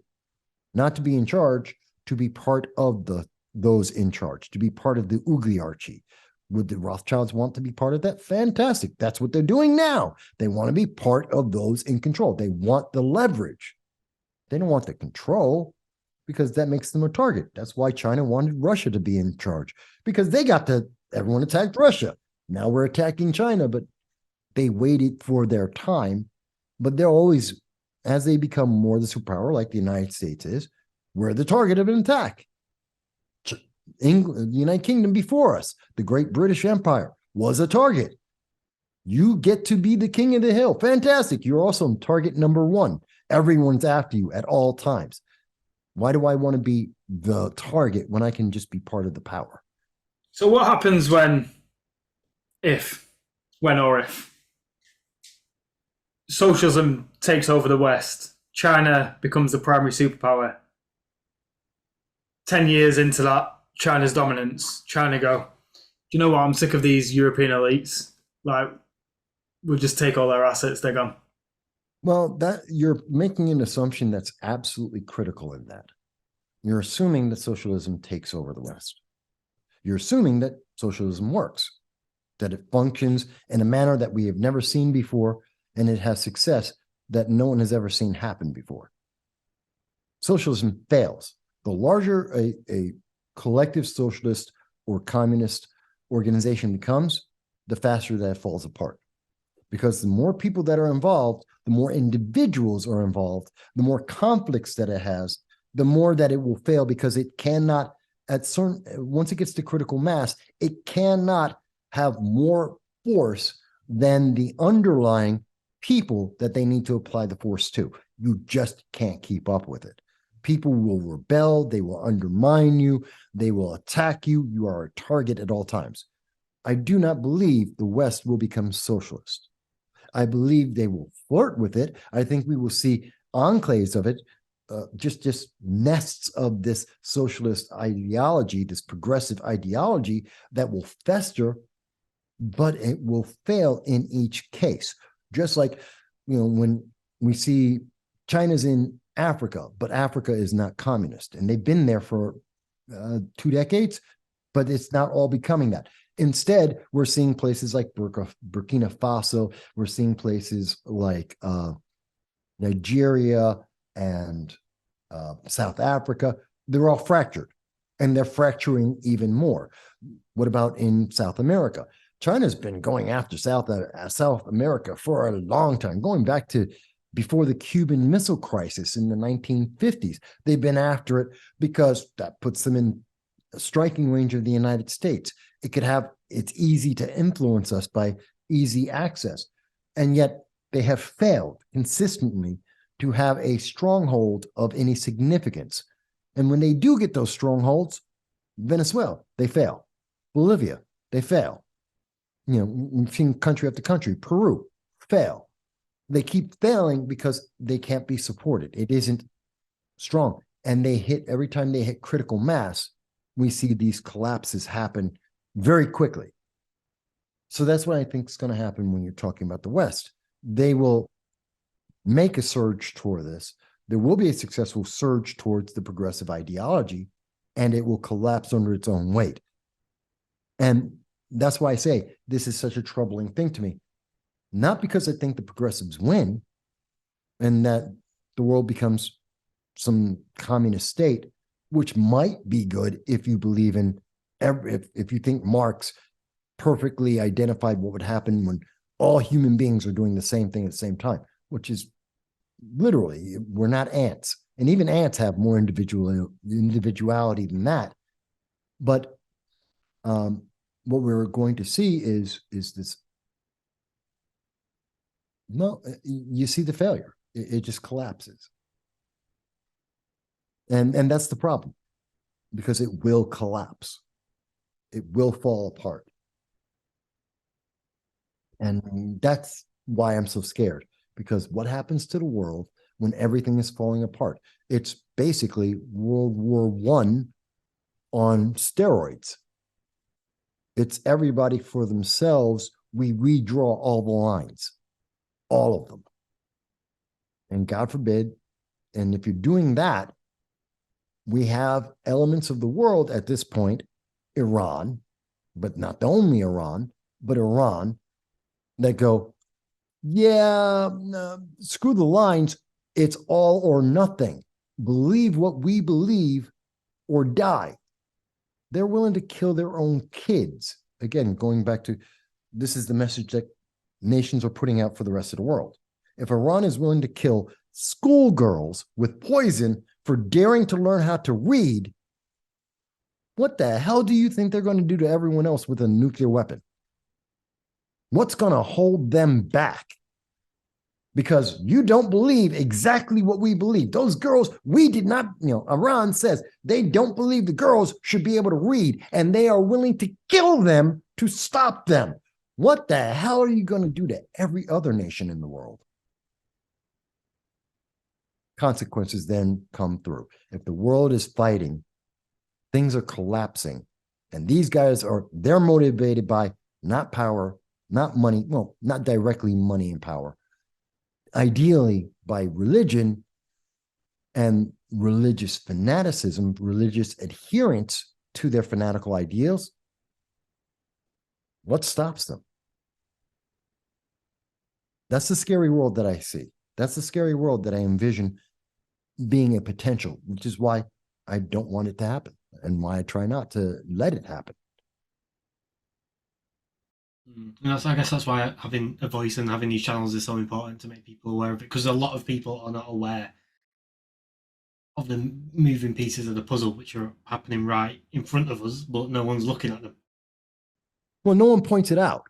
I mean, everything I've been saying, and both in the first time when I was with you guys, when I'm speaking about it today, notice I'm pointing out, I'm giving you concrete items, events that have been happening, policies that are going through, economics that are happening. I'm giving you, here are your pegs to climb the wall. I'm giving you the concrete points so that we can all say, okay, I get it. I know where you are. Do you agree with what happens next? You may or may not, but at least we have this starting point, and we can all agree, this is a reality. This is an exact point. We have it. We know this is true. This is factually, empirically correct. It has nothing to do with my subjectivity. It has nothing to do with my ideology. This is real. Okay. And people aren't, the problem is no one's looking at things in that empirical status first. They're looking at ideology first, and then trying to find a substance or create a substance out of the superficiality that they are viewing everything with, which means they have weak supports and they fall apart. I'm going the other way. Here's the substance. The substance tells me, and I have a series of those substances. That's a chain. That chain leads somewhere. What do I see when I tug on that chain? What am I pulling against? Whether I like it or not. Trust me, I would like to be more conservative. I would like to see things more Republican. I would like to see that kind of a world and tell you that's the outcome. That's not what the chain is pulling. That's not where it's driving me. So therefore, I have to go with, but the consequences, the most logical series of outcomes lead to something entirely different than what I want. And that's the difference. And that's why people don't want to do it, because This is dark. It is scary. It is unpleasant. There's no happiness in this. There's no joy, no ha. Everybody wins. Anybody wins. This is bad. It is bleak. It is dark. It is dangerous. I get it. And I don't like it. It's one of the reasons why I'm gray. It's not a happy, joyous thing, but it's real. And the only way to stop it is to treat it as real as it is. That is the only way we get in front of it. That's the only way that we change it. Yeah, it's scary when you... It's not scary as much as it is cautionary, because we're not there. That's the future. We're still talking about outcomes yet to happen. The thing is that we have to take steps now. Accountability. We have to do it now. We have to be involved. We have to be active now. You guys are, I am. We reach out to other people around the world. We are being effective. We are having an outcome. We are making a change. These things take time. It's not like we've missed our window because we only had until Friday. No. And these things are going to happen. We're talking about things that happen in 3 years, in 5 years, in 10 years, in a generation. We have time, but we only have that time if we are moving towards these goals, if we are taking action. The problem is, the problem I see is we don't have enough people taking action. Therefore, we're not net having that result. Because again, it's like with the Rothschilds, it's like with many things. We don't need to shove, just need to push. The momentum will carry itself. It will roll, it will gather steam, it will happen. But we have to have a net tangible push. How do you deal with people? So, like, I'll speak to people about this stuff, but then people will just respond, say, like, it doesn't bother me now, like, it's not affecting me now, so it doesn't matter. I'll just crack on with my daily. It is affecting them now. How much do you pay for eggs? How much do you pay for meat? How much money do you have in your pocket? How much money did the government just take from you? Okay, who can you date? Who won't date you because of whatever it is you believe? How many people are telling you how you get to live your life, where you get to live your life? How can you tell me you're not being affected right this second? No, you're delusional. What you're telling me is you're delusional, that you don't want to recognize those things because it is oppressive, because it's not happy and fun and make you feel nice. Fantastic. I understand that. I empathize with you. I deal with that every day. But guess what? Doesn't change the reality. You're telling me it doesn't affect you. I'm telling you, you're being delusional on purpose. You can't cope. I can respect that. Come with me. Let me show you how you can cope with it. It ain't going to be perfect, but it's at least real, because you can't live in that fantasy world. That's how I address that. And people will either tell me I'm an evil fascist, go away, or some other istanphobe, or they actually have a conversation and say, Mike, I don't see it quite that way. Fantastic. Tell me why. And that's one of the biggest things is always, okay, you don't agree. Tell me why. You don't get, I won't let you off the hook. I always warn people. I am political. I am well-versed in politics at every level on almost every subject. If you're going to talk to me about politics, be prepared. Can you handle that? Yes. That means you can't get upset. No, you can't be upset with me. We can be upset about the issue, not me. Yes, I can deal with that. Fantastic. Are you asking me my opinion, or are you asking me the situation? Those are the three things I need to know. Are you prepared? Can you handle it? Are you asking me my opinion, or are you asking me the situation? Situation, I have no input on that. This is what actually happened. Here are the facts. This is what it stands there right now. I have no input on that. These are just the things.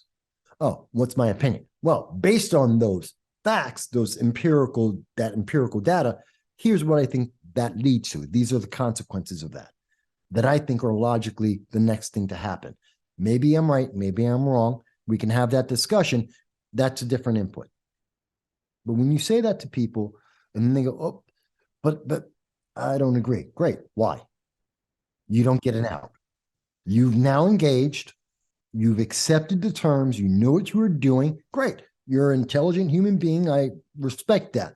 Now that you've accepted the terms, don't back out. I won't let you go. I'm holding you accountable to what you just said. I'm holding you accountable to the consequences that are already going on in your head. You're trying to run away because you don't like what you see. At some level, your mind has already worked through several of the chains and said, I don't like that. I don't want to talk about it. And that's why they run away. I don't want to do it. You're just an evil fascist. No, you just ran into a consequence you don't want to consider. That's the reality.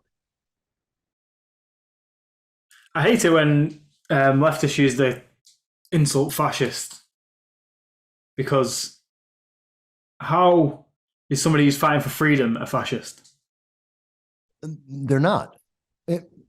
We changed the definitions. Fascism doesn't mean fascism. That stopped meaning fascism a long time ago. It's like saying racist means racist. No, it doesn't. Now, black people can't be racist. Yes, they can. Have you had conversations with black people? I mean, think about that. Oh, well, you know, women can't be sexist. How many women have you actually talked to? Have a real conversation with a human being. We can be a sexist, racist. You can be an istophobe. You can be anything and everything. And there are people who are all of those things and worse.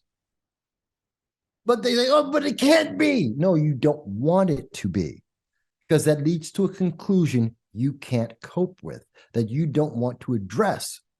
I'm sorry that you don't want to go there, but reality in life says that's where we're going anyway. And yes, black people can be racist. So can Hispanics. So can Asians. So can white people. You can be gay, straight. You can be whatever phobe or ist or God knows even worse. So we use these labels, and the reason why we're using the labels and they're getting worse and worse is to shut down that inevitable, oh, and here's a situation I don't want to talk about. Black people can't be racist. Why? Because if they are racist, then they're the same as white people. It means we're all living the same kind of lives. And given the same opportunities, same choices, some people will pick the worst choice possible. And it just so happens that some people we can actually identify them having made those worst case choices, say like a BLM that took $90 million. They took in $90 million from the public, promising that they're going to take care of black people. And instead, they bought 6 mansions and hired their friends and family to give them $1 million jobs for consulting, and they're going bankrupt. So they need more money from the same people that they just promised that they were going to help, that they did nothing for. And people are going, yes, we're going to give you more money. Why? Because you can't be racist. You can't be abusing me. You can't be using race as a means of business to improve, for self-improvement, for greed. No. You can't do that because you're black, so you must be altruistic. You're black and progressive, so you must be above that. You have to be better. Otherwise, what I have imagined as what black and progressive must be, this pedestal I've put them on, this vision of heavenly grace doesn't exist, and they're just human beings. They fall like Icarus, flying too close to the sun and crash into the earth. You are ruined. Your world, the structure, that fantasy that you have built up around yourself and surrounded yourself in that echo chamber to hear, all of it crumbles, and now you have to deal with reality, and it ain't fun. That's why black people can't be racist. That's the root cause. You just don't want to say all of that to say, but instead you say, black people can't be racist. Yeah, okay. I know what the truth is. I just told you the truth. And if you're sitting there going, but Mike doesn't understand, look at me again and say that. Look carefully at me again and say that. Say that to the Black Hispanic who's 55 years of age, probably double the age of most people who will watch this video, who has already gone through actual racism in the 1970s before we had all the agreements and all the changes in policy that has led us to 2023. Are you sure that I don't get it? Are you sure I haven't run into any element of racism in my life? Are you sure that I'm not objective about this, that I have no reference whatsoever? Or is it that you don't want me to have those things so that you can live in your echo box, so that Icarus can fly close to the sun, but not too close?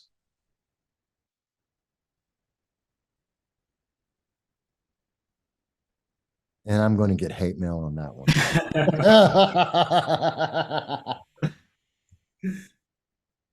Not wrong. Not wrong, but they're going to hate me for it. They always do. Yeah. You love a bit of hate mail. It's fine.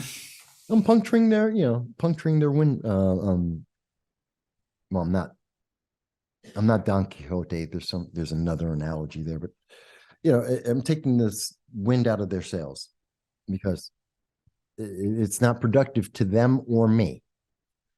I would love to run into a progressive that has a really brilliant idea. I haven't seen it yet. I haven't heard it yet. I'm not saying it can't happen, but I haven't run into it. Their ideology always fails if you follow the logic, which they don't, which is why they keep changing the rules. They're always changing the rules. The rules contradict themselves all the time. Again, going back to Kamala Harris, great example of it. Real easy. First woman speaking at West Point, but men and women are the same. So why do we care? She's the first Black woman speaking, but color isn't that racist? We're not supposed to pick people because of the color of skin. Oh, well, it's important because she's representing and she's being an example for all those soldiers. You mean the 25% of them that are women, the 34% of them that are minorities? We mean the integrated military that she's speaking to? That's integrated both on race and in gender? Yeah, okay, that's useless. But Mike, you just don't understand. Okay, yeah, okay. You don't understand because their argument is not nonsensical.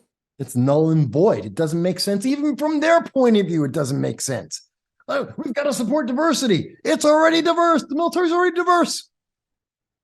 Oh, men and women are the same. Well, yes, and they're in the military already. And she's just another vice president. Why do I care about these things? Oh, you just don't understand how important this is, Mike. You're right. I don't, because you don't make any sense. Your logic fails. But I'm the bad guy. I'm the bad guy because your logic has failed. I'm the bad guy. Okay, whatever. All right. Should we call it? Yeah, can do. Oh, yeah, we've been doing 3 hours. A lot. Over 3 hours? Three Oh, really? hours. Is it? 3.5 hours. This is our longest episode yet, I think. Yeah, it was a good one as well. Well, you know me, guys. Sunday I did a 6-hour show by myself, just talking to people. So yeah, this is probably your shortest episode in our long. It's right about average for me. This is like an average video live stream for me. Oh no, this has been great though. Thanks, Mike, for coming on. This has been cheers, Mike. Absolutely. And remember, folks, once a month. We're going to do this once a month. So get your questions ready. I want to hear it. Let's go. Yeah, let's go. We'll see you guys later. Thanks all for listening. See you later, guys. Bye.